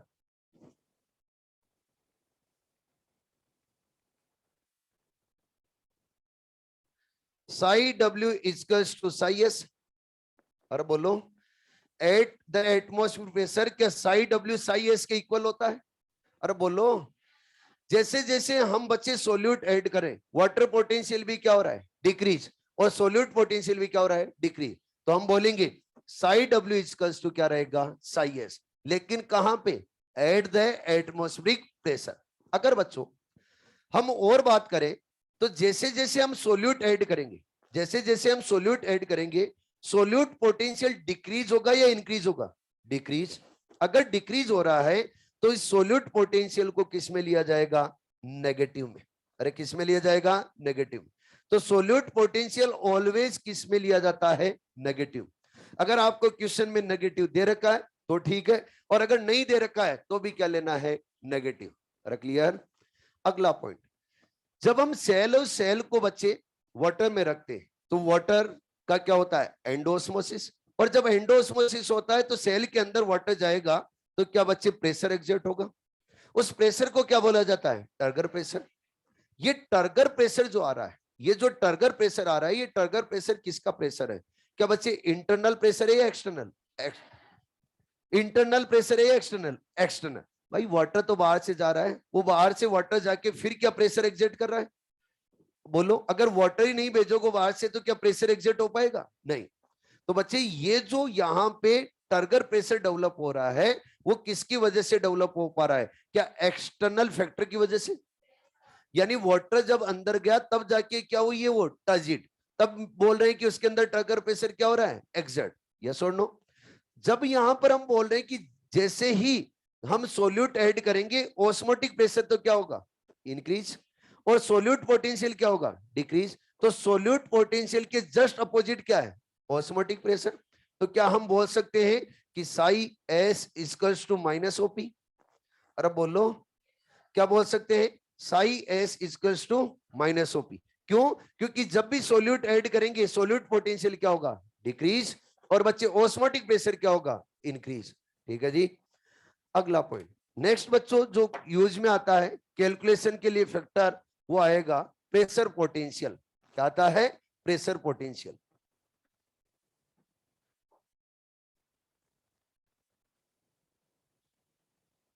और प्रेशर पोटेंशियल है, इस प्रेशर पोटेंशियल को डिनोट किया जाता है साई पी से। अरे किसे, साई पी से। प्रेशर पोटेंशियल क्या है, एक्सटर्नल प्रेशर। प्रेशर पोटेंशियल क्या है, एक्सटर्नल प्रेशर। अभी तक हम बात कर रहे थे विदाउट एक्सटर्नल प्रेशर बात कर रहे थे, क्या एटमॉस्फेरिक प्रेशर पे बात कर रहे थे। अरे बोलो, अगर बच्चों एक्सटर्नल प्रेशर अप्लाई करेंगे तो क्या कंडीशन बनेगी, वो समझाने जा रहा हूं, इधर ही ध्यान देंगे सारे। ये हमने लिया है बच्चे प्योर वाटर, और प्योर वाटर लिया, और फिर से हम बोल रहे हैं प्योर वाटर के अंदर जो मॉलिक्यूल्स हैं उन मॉलिक्यूल्स के नंबर कितने हैं, 100 है या नहीं है। अब 100 है तो इसकी फ्री एनर्जी भी कितनी है अभी, 100। अब हमने क्या किया, ये जो प्योर वाटर था इस प्योर वाटर के ऊपर प्रेशर एक्सर्ट कर दिया, और प्रेशर एक्सर्ट किया तो बच्चे 100 एटमॉस्फेरिक प्रेशर डाला है। कितना, 100 एटमॉस्फेरिक प्रेशर। अगर प्रेशर अप्लाई करेंगे वाटर पे तो वाटर मॉलिक्यूल्स की रैंडम मूवमेंट है वो इंक्रीज होगी, डिक्रीज, इंक्रीज। तो काइनेटिक एनर्जी इंक्रीज होगी, डिक्रीज होगी, इंक्रीज। तो बताओ, जब भी एक्सटर्नल प्रेशर डालेंगे तो वाटर पोटेंशियल है वो वाटर पोटेंशियल इंक्रीज होगा या डिक्रीज होगा, इंक्रीज। ठीक है जी।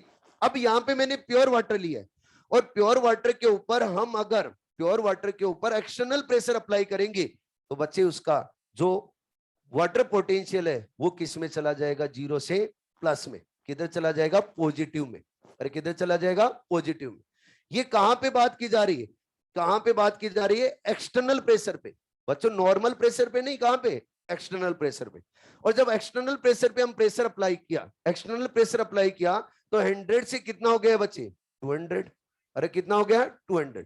अगर 200 हो गया तो बताओ, क्या जब भी हम प्रेशर अप्लाई करेंगे, जब भी हम प्रेशर अप्लाई करेंगे तो वाटर पोटेंशियल इंक्रीज होगा या डिक्रीज होगा, इंक्रीज। क्या होगा, इंक्रीज। तो हम बोलेंगे कि ये प्रेशर पोटेंशियल है, ये प्रेशर पोटेंशियल क्या होगा, पॉजिटिव या नेगेटिव, पॉजिटिव। तो ऑलवेज प्रेशर पोटेंशियल क्या होता है, पॉजिटिव। अब बच्चों जब हम सेल और सेल को लेते हैं और सेल को रखते हैं वाटर में तो उसके अंदर वाटर जाता है, और वाटर जाने के बाद में वाटर क्या करता है, प्रेशर एक्सर्ट करता है। कहां से का, इनर टू आउटर साइड। क्या बोलते हैं उसको, टर्गर प्रेशर। और टर्गर प्रेशर का रीजन क्या है, एक्सटर्नल या इंटरनल, एक्सटर्नल। जब वाटर अंदर गया तब जाके क्या लगा है, टर्गर प्रेशर। तो ये टर्गर प्रेशर एक्चुअल में किसके इक्वल रहेगा, प्रेशर पोटेंशियल के। इसीलिए बोला जाता है साई पी इक्वल्स टू क्या होगा, टीपी। क्या होगा बच्चे? Psi P equals to TP. यानी टर्गर प्रेशर किसके इक्वल रहेगा? प्रेशर पोटेंशियल के। अब अगर हमें वाटर पोटेंशियल कैलकुलेट करना है तो फॉर्मूला क्या होगा? फॉर्मूला रहेगा psi W equals to psi S plus psi P. और आप सभी जानते हो जो साई एस है वो साई एस ऑलवेज किस में होता है? नेगेटिव में। अरे क्या होता है? नेगेटिव। एक पॉइंट आपको दे रहा हूं, सोच समझ के आंसर देना। देखिए मैंने एक normal at the atmosphere pressure solution लिया है। कहां लिया है? At the atmosphere pressure solution लिया है। वो सॉल्यूशन का आप लोगों को बताना है वाटर पोटेंशियल क्या है, नेगेटिव में है या पॉजिटिव में। सॉल्यूशन की बात कर रहा हूं मैं बच्चे, ऑनलाइन वाले भी सुने। सॉल्यूशन की बात कर रहा हूं और मैं बोल रहा हूं eight the atmospheric pressure solution है। सॉल्यूशन का वाटर पोटेंशियल क्या होगा? नेगेटिव या पॉजिटिव? नेगेटिव। ठीक है जी। अब बच्चों एक सॉल्यूशन ऐसा है, एक सॉल्यूशन ऐसा है, एक सॉल्यूशन ऐसा है जिसपे हम क्या करें? एक्सटर्नल प्रेशर अप्लाई करें। क्या करें? External pressure. अगर एक्सटर्नल प्रेशर अप्लाई करेंगे तो वाटर मॉलिक्यूल्स की क्या रैंडम मूवमेंट बढ़ेगी? अगर रैंडम मूवमेंट बढ़ेगी तो क्या इसका वाटर पोटेंशियल इंक्रीज होगा डिक्रीज होगा? इंक्रीज। अगर इंक्रीज होगा तो अब हो सकता है एक्सटर्नल प्रेशर अप्लाई करने पे वाटर पोटेंशियल क्या आ जाए? पॉजिटिव। लेकिन बच्चे एट द एटमॉस्फेयर प्रेशर कभी भी वाटर पोटेंशियल है वो वाटर पोटेंशियल पॉजिटिव नहीं होगा, किसमें होगा? नेगेटिव में। क्यों? क्योंकि इसका रीजन मैंने आपको बता रखा है। जब भी हम सोल्यूट ऐड करेंगे, जब भी हम सोल्यूट ऐड करेंगे वाटर पोटेंशियल क्या होगा? डिक्रीज। और हम जो वाटर पोटेंशियल मैक्सिमम लेते हैं वो क्या होता है? जीरो। और जीरो होता है तो जीरो से कम क्या रहेगा?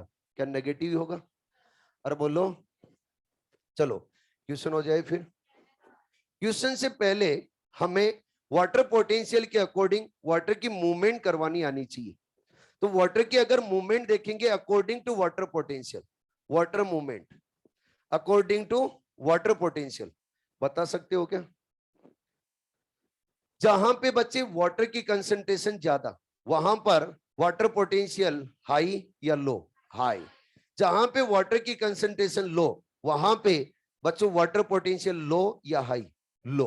तो हम बोलेंगे जब वाटर की मूवमेंट होगी वाटर पोटेंशियल के अकॉर्डिंग तो कैसे होगी?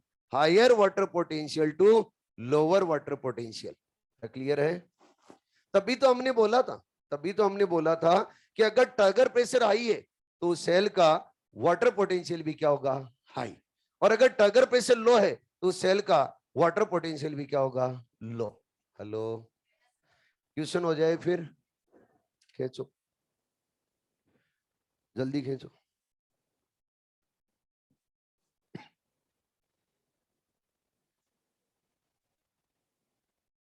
समझ में तो आ रहा है ना?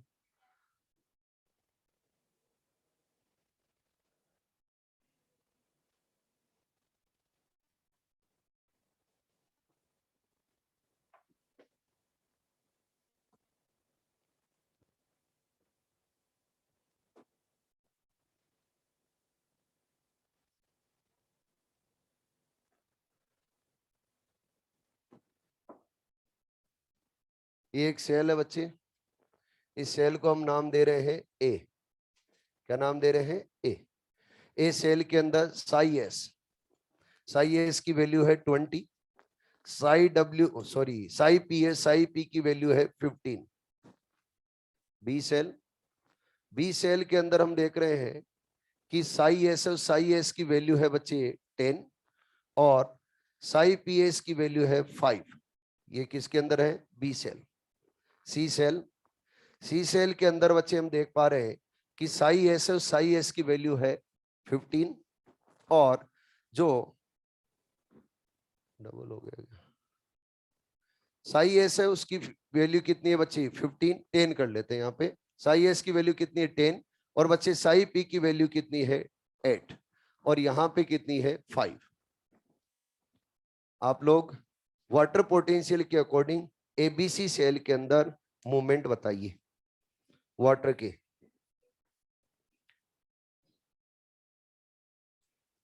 फिर से देख लेना एक बार, डेटा चेंज किए मैंने, ऑनलाइन वाले एक बार फिर से देख लेना। सबसे पहले तो मुझे ए सेल का वाटर पोटेंशियल बताओ। ऑनलाइन वाले भी बोलेंगे। हाँ, 10 या -10? -10। बच्चों, बी सेल का वाटर पोटेंशियल बताओ। -5। सी सेल का -2। सबसे ज्यादा वाटर पोटेंशियल किसका है? क्या ए का? बिल्कुल ए का ही है ना? ए का ही है ना? कई लोग तो ए का ही मान रहे हैं, क्योंकि उनको तो नंबर दिख रहे हैं 10। ऐसे नहीं देख रहे हैं आगे कि क्या लगा हुआ है, माइनस। तो ध्यान रखना, माइनस में जो डिजिट बड़ा होता है वो छोटा होता है। ध्यान रखना, माइनस में जो डिजिट होता है वो बड़ा होता है, वो क्या होता है? छोटा। और जो छोटा डिजिट होता है माइनस में, वो क्या होता है? बड़ा। ठीक है ना? अब वाटर पोटेंशियल सबसे ज्यादा किसका है? सी का। और सबसे कम किसका है? ए का। मूवमेंट करवा दो। सी से बच्चों बी में भी जाएगा और ए में भी, और उसके बाद में बी से कहां जाएगा? ए में। ऑनलाइन वाले समझ में आया नहीं आया ये? अरे ये क्वेश्चन समझ में आया नहीं आया? चलो, जिनको नहीं आया उनके लिए थोड़ा और इजी बनाते। डीपीडी के अकॉर्डिंग तो मूवमेंट करवा सकते हो ना आप? अरे बोलो। तो हमने बोला है psi W equals to minus DPD. Psi W equals to क्या रखा है? Minus DPD. अब देखो, साई डब्ल्यू इजकल्स टू -10 है, रख दो -10 को डीपीडी की जगह। क्या +10? यहाँ पे कितना? +5। और यहाँ पे कितना? +2। डीपीडी के अकॉर्डिंग मूवमेंट करवाएंगे तो कैसे? Lower DPD to high DPD, movement same मिलेगी आपको वाटर की। ठीक है? अब कईयों को कंफ्यूजन होता है कि यहाँ पे हम कैलकुलेट कैसे करेंगे सर डीपीडी के अकॉर्डिंग। हमने बोला है psi S equals to OP और psi P equals to TP. तो जहां पे साई एस है वहां पे क्या लिख लो? ओपी। और यहाँ पे क्या लिखो? टीपी। ऐसे भी कैलकुलेट कर सकते हो। अरे बोलो, निकालो मॉड्यूल। अरे मॉड्यूल निकालो।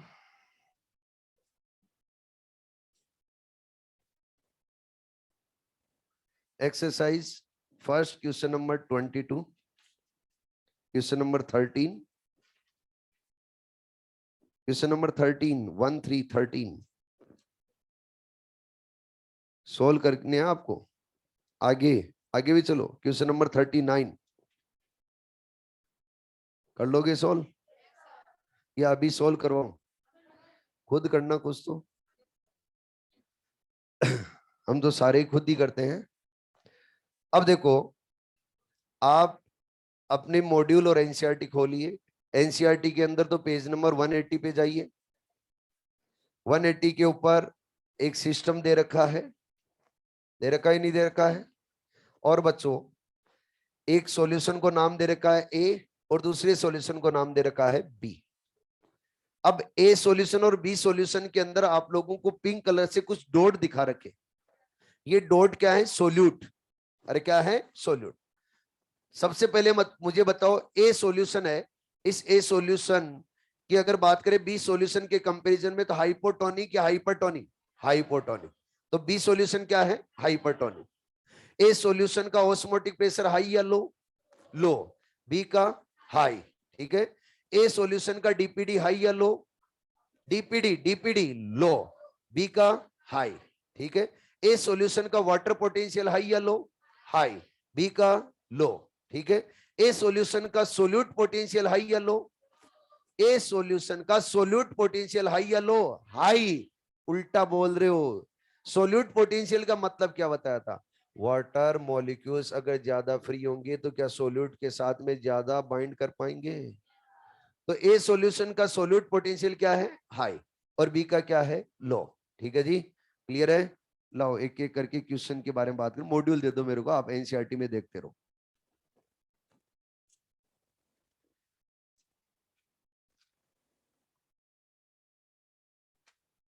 मॉड्यूल पे दिया पेज नंबर 30 पे। जिनको नहीं मिल रहा है उनके लिए बोल रहा हूं। मिल गया ना सभी को? Question number first, solution of which chamber has a lower water potential. Module में देख के नहीं बोलना है, मॉड्यूल बंद रखो जो है। Solution of which chamber has a lower water potential. Lower water potential किसमें होगा, ए में या बी में? बी में, क्योंकि वहां पे सॉल्यूट क्या है, ज्यादा। सॉल्यूशन ऑफ विच चेंबर है जे lower solute potential. Solute potential lower कौन रखेगा, बी, क्योंकि वहां पे सोल्यूट है ज्यादा, वाटर मॉलिक्यूल से फ्री कम। तो वाटर मॉलिक्यूल्स की सोल्यूट के साथ में बाइंडिंग एफिशिएंसी एक के कंपैरिजन में है कम।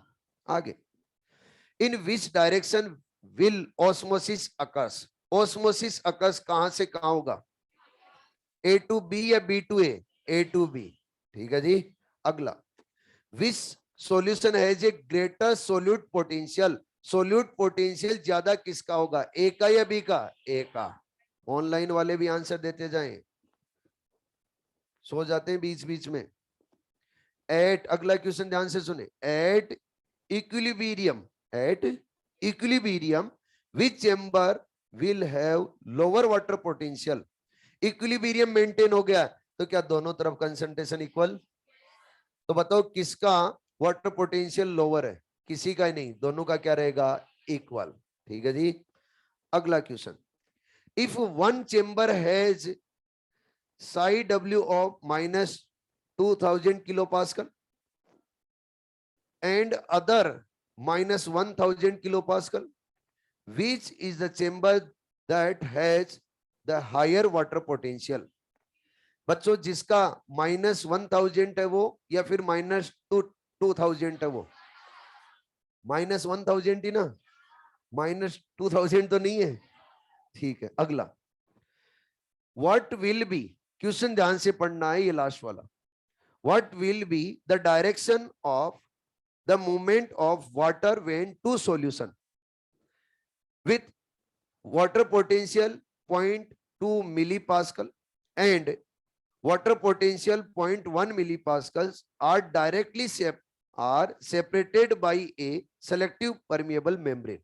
अब यहां पे वाटर पोटेंशियल सॉल्यूशन की बात कर रहा है ये, लेकिन वाटर पोटेंशियल सॉल्यूशन का किस में दिया हुआ है, पॉजिटिव में।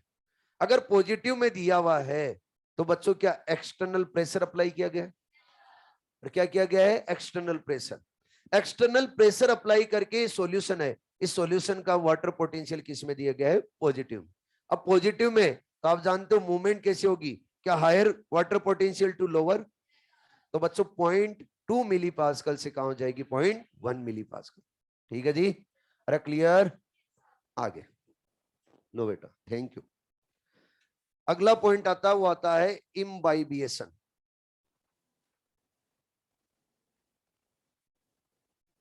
इम्बाइबिएशन क्या होता है बच्चे, इम्बाइबिएशन प्रोसेस के अंदर क्या होगा, सॉलिड जो मॉलिक्यूल्स होंगे, सॉलिड मॉलिक्यूल्स की सरफेस के ऊपर लिक्विड मॉलिक्यूल्स क्या होते हैं, अटैच। जब सॉलिड मॉलिक्यूल्स की सरफेस के ऊपर लिक्विड मॉलिक्यूल्स अटैच होते हैं तो क्या बोला जाए, एब्जॉर्प्शन या एडजॉर्प्शन? एडजॉर्प्शन। क्या बोला जाएगा, एडजॉर्प्शन। तो इम्बाइबिएशन के अंदर क्या होता है, ये मैं आपके सामने क्या रख रहा हूं, सॉलिड मॉलिक्यूल्स। अरे क्या रख रहा हूं बच्चे, सॉलिड मॉलिक्यूल्स। ये सॉलिड मॉलिक्यूल्स हैं, और इन सॉलिड मॉलिक्यूल्स, उन सॉलिड मॉलिक्यूल्स की सरफेस के ऊपर क्या बाइंड हो रहे हैं, लिक्विड। ये क्या है, लिक्विड। जो सॉलिड मॉलिक्यूल्स है, कैसा क्या हुआ?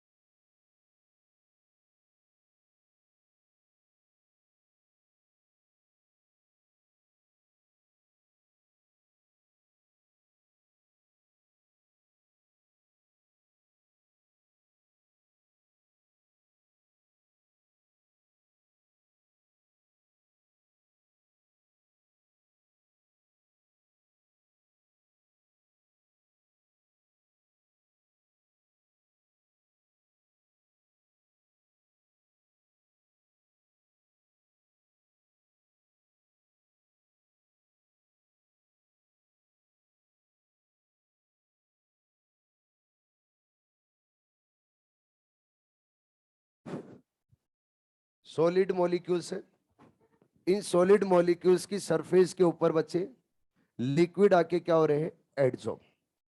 अगर लिक्विड एडजॉर्ब हो रहे हैं तो इस प्रोसेस को क्या बोला जाता है, इम्बाइबिएशन। अब जो एडजॉर्ब हो रहा है उस पार्ट को क्या बोला जाता है, इम्बाइबिएट। और जिसकी सरफेस के ऊपर एडजॉर्ब हो रहे हैं उसको क्या बोला जाता है, इम्बाइबिएंट। ठीक है जी। अब देखो बच्चों, हम यहां पर अगर देखें तो इसका क्या इंपॉर्टेंस है। इंपॉर्टेंस बहुत सारे रहेंगे। अगर हम जनरल लाइफ में देखें तो जब भी रेनी सीजन होता है तो रेनी सीजन के ड्यूरिंग बच्चे जो डोर है वो डोर बंद नहीं होते और विंडो भी बंद नहीं होती। उसका रीजन क्या है, इम्बाइबिएशन। जो सॉलिड है, सॉलिड मॉलिक्यूल्स के ऊपर वाटर मॉलिक्यूल से वो क्या हो जाते हैं बच्चे, एडजॉर्ब। और जब एडजॉर्ब हो जाएंगे तो इम्बाइबिएंट है वो क्या लगाएगा बच्चे, प्रेशर। और जब प्रेशर एग्जर्ट करेगा तो वो जो डोर है उस डोर क्या हो जाएगा बच्चे, स्वेल। और जो स्वेल हो जाएगा तो फिर वो क्लोज नहीं होगा। जैसे ही बच्चों रेनी सीजन जाता है क्या अपने आप दरवाजा बंद होने लगता है। कहने का मतलब ये है कि जितने भी ये वाटर मॉलिक्यूल्स आए थे और सॉलिड के साथ में बाइंड हुए थे वो वापस क्या हो गए हैं, इवेपोरेट, वहां से हट गए। अगर हट गए तो अब क्या नॉर्मल कंडीशन में आ जाएगा। तो बताओ इम्बाइबिएशन प्रोसेस है वो रिवर्सिबल है या इरिवर्सिबल, रिवर्सिबल। ठीक है जी। अब बात आती है कि इसका यूज क्या है। यूज बच्चों बहुत सारे, पुराने जमाने के अंदर यूज क्या किया जाता था, बड़े बड़े जो बच्चों स्टोन थे उनको ब्रेक करने के लिए यूज किया जाता था किसका, वुड पार्ट का। सबसे पहले क्या करते थे, उन स्टोन के बिटवीन थोड़ा सा स्पेस बनाते थे और उस स्पेस के अंदर क्या लगा देते थे, लकड़ी, वुड पीस। और उस वुड पीस को क्या देते थे, वाटर। जब वाटर देते थे तो बच्चे उसके अंदर क्या होता था, इम्बाइबिएशन। और इम्बाइबिएशन से इतना प्रेशर लगता था कि जो स्टोन था वो स्टोन ही एक से कितने बन जाते थे, दो या फिर उसके मेनी टुकड़े बन जाते, बहुत सारे पार्ट के अंदर वो क्या हो जाता था, डिवाइड। यानी इम्बाइबिएशन प्रोसेस, इम्बाइबिएशन जो प्रेशर है वो प्रेशर नॉर्मल प्रेशर नहीं होता। आप बोलोगे सर यहाँ पे क्या यूज है, क्या पत्थर तोड़ने के लिए पढ़ाओगे क्या। यूज है इसका बच्चे, वो यूज रहेगा सीड जर्मिनेशन टाइप। सीड को जब हम जर्मिनेट करते हैं, सीड को हम जर्मिनेट करते हैं तो सीड और सीड के चारों तरफ क्या रहती है, कवरिंग, जिसको हम सीड कोट बोलते हैं। और कई ऐसे प्लांट, कई ऐसे सीड होते हैं जिनके अंदर सीड कोट क्या होता है, हार्ड। अगर सीड कोट हार्ड है तो बच्चे उसको अगर ब्रेक करना है तो आसान नहीं होता है। तो सबसे पहले क्या किया जाता है कि जब वाटर देंगे हम तो वाटर का क्या होगा यहाँ पे, एडजॉर्प्शन। और जब एडजॉर्प्शन होगा तो क्या लगेगा, प्रेशर। और प्रेशर लगेगा तो सीड कोट क्या हो जाएगा, ब्रेक। उसके बाद में जब बच्चे सीडलिंग बनेगा, सीडलिंग बनता है और सीडलिंग को कहाँ आना होता है, सोइल से बाहर। अब सोइल से बाहर आना होता है तब भी बच्चों कौन हेल्प करता है, इम्बाइबिएशन। कौन करता है, इम्बाइबिएशन। ठीक है जी। अगला पॉइंट और नेक्स्ट आता है बच्चे, ट्रांसपीरेशन। क्या आता है, ट्रांसपीरेशन।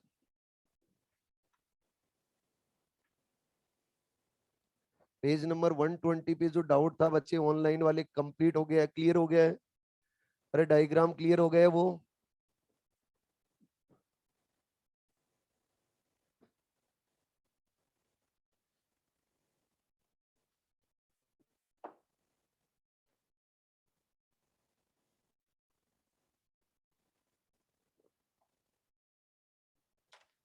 ट्रांसपीरेशन क्या होता है, ट्रांसपीरेशन बता सकते हो। अगर प्लांट बॉडी है, प्लांट बॉडी से वाटर इवेपोरेट हो रहा है तो प्रोसेस को क्या बोला जाएगा, ट्रांसपीरेशन। वाटर इवेपोरेट हो रहा है तो। और ट्रांसपीरेशन में जब वाटर इवेपोरेट हो रहा है तो प्योर वाटर इवेपोरेट होता है या फिर उसके अंदर मिनरल्स भी जाते हैं, प्योर वाटर। अरे बच्चे इवेपोरेट होगा तो प्योरली क्या जाएंगे, वाटर। तो ट्रांसपीरेशन से प्योर वाटर का लॉस होता है प्लांट बॉडी से, कभी भी मिनरल्स का लॉस नहीं होता। अब बच्चों डिफरेंट डिफरेंट साइंटिस्टों ने इस ट्रांसपीरेशन को अलग अलग नाम दिए, डिफरेंट डिफरेंट नेम दिए। अब डिफरेंट डिफरेंट नेम दिए, डिफरेंट डिफरेंट नेम दिए तो क्या दिए, एक साइंटिस्ट ने बोला कि ये इसेंशियल इवेल है, यानी ये आवश्यक क्या है, बुराई। इसेंशियल इवेल क्यों बोला, इसके पीछे रीजन क्या है बच्चे। अगर ट्रांसपीरेशन नहीं होगा तो जाइलम और जाइलम से, जाइलम और जाइलम से वाटर कंडक्शन नहीं कर पाएंगे। आगे जब आप आगे जाओगे और पढ़ोगे लॉन्ग डिस्टेंस ट्रांसपोर्ट और जब जाइलम और जाइलम से वाटर का ट्रांसपोर्टेशन कराओगे तो वहां पे ट्रांसपिरेशन का इंपॉर्टेंट रोल रहेगा। तो साइंटिस्ट ने बोला कि ये क्या है, इसेंशियल इवेल। दूसरे ने बोला कि ये अनअवॉइडेबल इवेल है, यानी इसको अवॉइड नहीं किया जा सकता। अगर बच्चों ट्रांसपिरेशन नहीं होगा तो स्टोमेटा भी ओपन नहीं होंगे, अगर स्टोमेटा ओपन नहीं होंगे तो गैसियस एक्सचेंज नहीं होगा, और अगर गैसियस एक्सचेंज नहीं होगा तो फोटोसिंथेसिस भी नहीं होगा। तो क्या ट्रांसपिरेशन होना जरूरी है? ट्रांसपिरेशन होना जरूरी है। और बच्चों प्लांट की एक खास बात और होती है, प्लांट जितना वाटर एब्जॉर्ब करते हैं, जितना वाटर एब्जॉर्ब करते हैं उसमें से 99% वाटर को तो क्या करते हैं, ट्रांसपिरेशन से उड़ा देते हैं। यानी 99% वाटर को क्या कर देते हैं, इवेपोरेट। 1% वाटर को ही बच्चे मेटाबॉलिक रिएक्शन के अंदर यूटिलाइज करते हैं। अरे ठीक है, अब बात आती है कि ट्रांसपिरेशन है, उसके टाइप क्या क्या है। बच्चों ट्रांसपिरेशन कहां कहां से होता है वो तो आप बता सकते हो? अरे बता सकते हो क्या? चलो समझते हैं। पहला पॉइंट तो मुझे ये बताओ, ट्रांसपिरेशन कहां से होगा? क्या प्लांट के अंडरग्राउंड पार्ट से होगा या फिर एरियल पार्ट से? एरियल पार्ट से। ठीक है जी, प्लांट के एरियल पार्ट से अगर वाटर का इवेपोरेशन हो रहा है तो क्या बोलेंगे, ट्रांसपिरेशन। बच्चों ये जो लीफ दिखाई आप लोगों को, इस लीफ के ऊपर पोर्स प्रेजेंट रहते हैं। लीफ के ऊपर जो पोर प्रेजेंट रहते हैं उन पोर्स को बोला जाता है स्टोमेटा। क्या बोला जाता है, स्टोमेटा। जो स्टोमेटा, उन स्टोमेटा के थ्रू वाटर वाटर इवेपोरेट होता है। और जब स्टोमेटा के थ्रू वाटर इवेपोरेट होता है तो बच्चों इसको बोला जाता है स्टोमेटल ट्रांसपीरेशन। अरे क्या बोला जाता है, स्टोमेटल ट्रांसपीरेशन। और जब स्टोमेटल ट्रांसपीरेशन से वाटर इवेपोरेट होता है, और मैं बोलूं स्टोमेटल ट्रांसपीरेशन टोटल ट्रांसपीरेशन का कितना परसेंट रहेगा, 50 to 90%। यानी मैक्सिमम जो ट्रांसपीरेशन होगा वो किससे होगा, थ्रू स्टोमेटा। यानी स्टोमेटा के थ्रू मैक्सिमम ट्रांसपीरेशन होता है। बच्चों लीफ है, उस लीफ की जो सेल्स है उन सेल्स के अराउंड ऊपर सेल वॉल और सेल वॉल के अराउंड एक लेयर बनाते हैं, क्या क्यूटिकल की? अरे यस और नो, ये क्यूटिकल की लेयर क्यों बनाते हैं, क्या ट्रांसपीरेशन की रेट को कम करने के लिए? अरे बोलो, अगर बच्चों क्यूटिकल उस क्यूटिकल के थ्रू अगर ट्रांसपीरेशन हो रहा है तो क्या उसको क्यूटिकुलर ट्रांसपीरेशन बोला जाए? क्या बोला जाता है, क्यूटिकुलर ट्रांसपीरेशन। और क्यूटिकुलर ट्रांसपीरेशन है, इससे जो वाटर का लॉस होता है वो होता है बच्चे 9 to 9.9%। अरे कितना होता है, 9 to, यानी टोटल ट्रांसपीरेशन का कितना होगा बच्चे, 9 से लेके 9.9%। जो स्टेम रहते हैं उस स्टेम के ऊपर भी बच्चों प्रेजेंट रहते हैं पोर्स। जो स्टेम पे पोर्स प्रेजेंट रहते हैं उनको क्या बोला जाता है, क्या लेंटिसेल्स। और लेंटिसेल्स के थ्रू जो ट्रांसपीरेशन होता है उसको बोला जाता है लेंटिकुलर ट्रांसपीरेशन।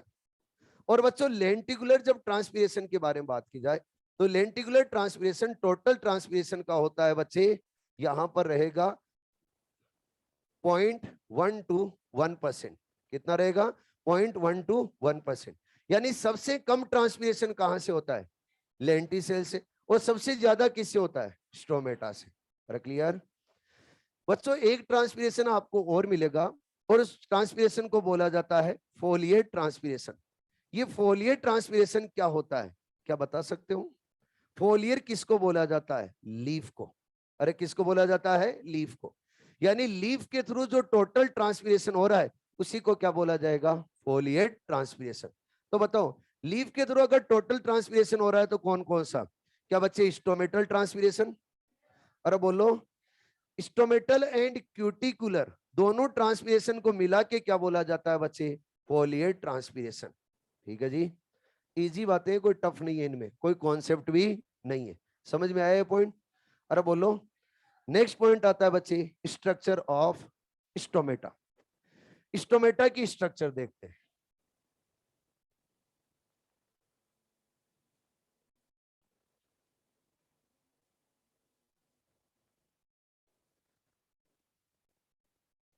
चलो मैं फोटो बना लेता हूं, मौका आज।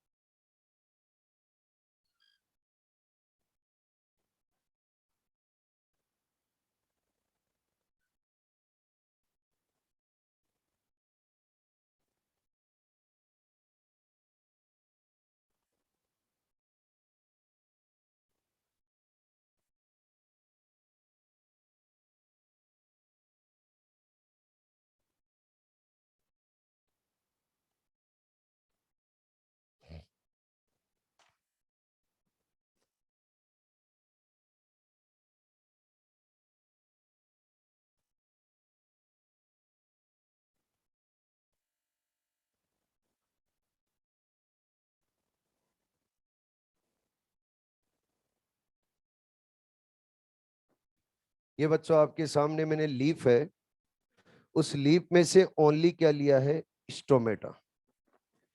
जो स्टोमेटा है, उस स्टोमेटा को बनाने के लिए जो सेल्स रेस्पॉन्सिबल होती है, उन सेल्स को बोला जाता है बच्चे गार्ड सेल। क्या बोला जाता है, गार्ड सेल। गार्ड सेल्स की खास बात होती है, इधर ध्यान दे सारे, गार्ड सेल्स की खास बात होती है कि जो इनकी आउटर वॉल होती है, कौन सी वॉल, आउटर वॉल। देखो बच्चों, इनके अंदर वॉल टू नहीं होती है, ये दिमाग में मत बैठा लेना है कि इसके अंदर वॉल कितनी होती है, टू। टू नहीं होती, वॉल सिंगल ही होती। एक तो कहाँ है बच्चे, ये जैसे मैंने बोला कि क्या है, स्टोमेटा, ये स्टोमेटा है, ये स्टोमेटा का क्या है, एपरेचर। एपरेचर है तो ये स्टोमेटा के अराउंड क्या प्रेजेंट है, guard cell, two guard cell है। अब इस गार्ड सेल का ये कौन सा पार्ट है, इनर पार्ट, और ये कौन सा है, आउटर पार्ट। अब आउटर पार्ट में जो सेल वॉल है उसको क्या बोलेंगे, आउटर, और जो इनर पे उसको क्या बोलेंगे, इनर। तो जो बच्चों इसके अंदर आउटर वॉल है, यानी आउटर सेल वॉल है, वो आउटर वॉल बोल रहा हूं, आउटर वॉल है, वो आउटर वॉल आप लोगों को मिलेगी थिन। कैसी मिलेगी, थिन। और जो इनर वॉल है, नजर भी आ रही होगी आपको, इनर वॉल कैसी होती है बच्चे, थिक। इनर वॉल कैसी रहेगी, थिक। ये अच्छे से आपके दिमाग में रहना चाहिए पॉइंट। इसके अलावा जो ये बच्चों आपके सामने गार्ड सेल है, उन गार्ड सेल के अंदर क्लोरोप्लास्ट में मिलते हैं, क्या मिलते हैं, क्लोरोप्लास्ट, यानी क्लोरोप्लास्ट भी रखती हैं।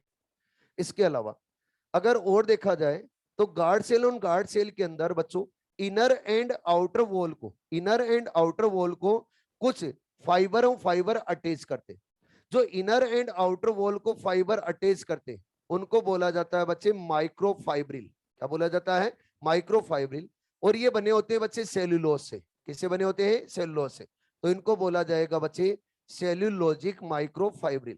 क्या बोला जाएगा, सेल्यूलोजिक माइक्रोफाइब्रिल। ये जो माइक्रोफाइब्रिल है, ये माइक्रोफाइब्रिल कैसे अरेंज रहते, ये लॉन्गिट्यूडनली अरेंज नहीं होते, यानी ये डायरेक्टली बच्चे साइटोप्लाज्म को क्रॉस करके नहीं जा रहे, ये कहां रहेंगे बच्चे, पेरिफेरल। जैसे आपके सामने ये बच्चों क्या है, गार्ड सेल। तो गार्ड सेल है, उस गार्ड सेल में यहां पर ये क्रॉस करते हुए नहीं है, कहां पे बच्चे, सरफेस के साथ में से, यानी सरफेस में ये इनर वॉल है और ये क्या है, आउटर वॉल। तो यहां से लेके यहां तक, यहां से लेके यहां तक, ये बीच में से साइटोप्लाज्म को क्रॉस करते हुए नहीं है। अगर बच्चे सरफेस पे, तो इनको बोला जाएगा ये कैसे अरेंज होते हैं, रेडियली। अरे कैसे अरेंज होते हैं, रेडियली। तो एग्जाम में क्वेश्चन आता है कि गार्ड सेल में जो सेलुलोजिक माइक्रोफाइब्रिल होते हैं, ये लॉन्गिट्यूडनली अरेंज रहते हैं या फिर रेडियली, रेडियली। ठीक है जी। और बच्चों ये आप लोगों को सेंटर के अंदर एक पोर्ट नजर आ रहा होगा, ये क्या है, स्टोमेटल एपरेचर। अरे क्या बच्चे, स्टोमेटल एपरेचर। इसके अलावा आप लोगों को यहाँ पे ब्लैक कलर से सेल्स भी नजर आ रही होगी, आ रही है क्या। इन सेल्स को बोला जाता है बच्चे सब्सिडरी सेल्स। क्या बोला जाता है, सब्सिडरी सेल्स। ये सब्सिडरी सेल्स का क्या फंक्शन होता है, देखो ये जो गार्ड सेल है, गार्ड सेल क्लोरोप्लास्ट तो रख रही है, लेकिन ये क्लोरोप्लास्ट इनके फोटोसिंथेसिस नहीं करते।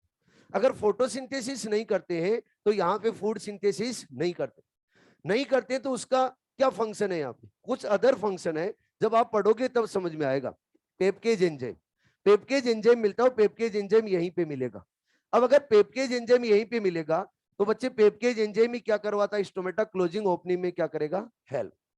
अब गार्ड सेल है, उनके अंदर बच्चे फूड का सिंथेसिस नहीं हो रहा है, तो फूड कहां से आएगा, सब्सिडरी सेल से। यानी गार्ड सेल की हेल्पिंग सेल कौन सी है, सब्सिडरी सेल। अरे कौन सी होती है, सब्सिडरी सेल। अब बच्चों डाइकोट एंड मोनोकोट में देखें, डाइकोट प्लांट और मोनोकोट प्लांट के अंदर देखेंगे तो दोनों के अंदर आप लोगों को गार्ड सेल की शेप मिलेगी डिफरेंट, यानी गार्ड सेल की शेप क्या होती है, डिफरेंट, सेम नहीं होती। डाइकोट के अंदर जो गार्ड सेल है, उन गार्ड सेल की शेप मिलेगी, वो मिलेगी किडनी शेप। कैसा मिलेगा बच्चे, किडनी शेप।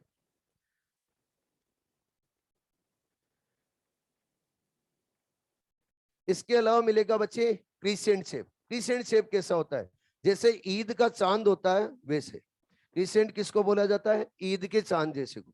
इसके अलावा आप लोगों ने बच्चे बीन देखा होगा, अगर बीन शेप है तो बीन शेप जैसा मिलेगा, यानी बीन के जैसा मिलेगा, यानी बीन शेप, क्रिसेंट शेप और किडनी शेप गार्ड सेल किसके अंदर मिलेगी, डाइकोट। और बच्चे मोनोकोट में देखेंगे तो मोनोकोट में मिलेगी बच्चे डम्बल शेप। अरे कैसी मिलेगी? Dumbbell shape. तो ये भी एग्जाम में क्वेश्चन पूछा गया है कि कार्ड सेल डम्बल शेप किसके अंदर मिलती है, मोनोकोट या डाइकोट? अरे किसमें? मोनोकोट। और किडनी शेप किसमें मिलेगी? ठीक है, किसमें मिलती है? डाइकोट।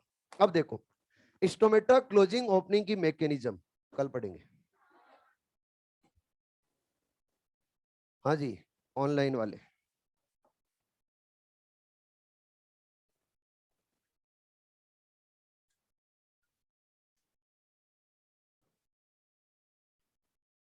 समझ में आया? बोलो ना क्वेश्चन।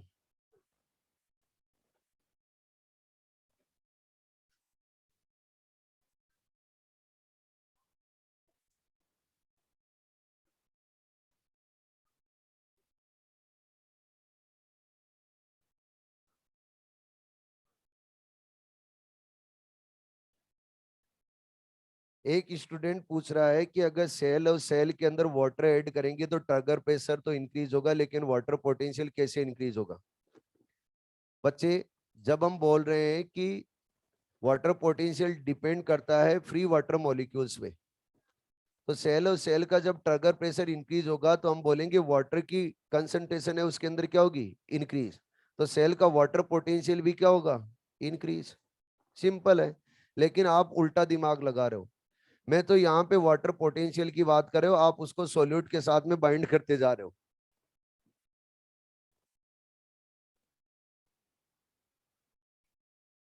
सेल ग्रोथ कैसे हो रही? पहले बच्चे टर्गर प्रेशर लगता है, उसके बाद में वॉल प्रेशर लगता है।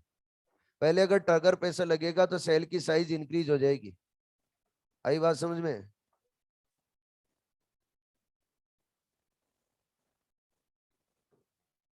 नॉर्मल सेल और नॉर्मल सेल को ट्रांजिट सेल बोला जाता है। नहीं, नॉर्मल सेल को फ्लैसिड सेल बोला जाता है। क्या बोला जाता है? Flaccid cell. और जब उसके अंदर वाटर ऐड करेंगे और सेल ट्रांजिट होने लगेगी तो उसको क्या बोला जाएगा? Turgid cell. और बोलो, बोलते जाओ डाउट, देखता हूँ कितने पूछते हो। पूछ लो आराम से, कोई जल्दीबाजी नहीं है मेरे को तो।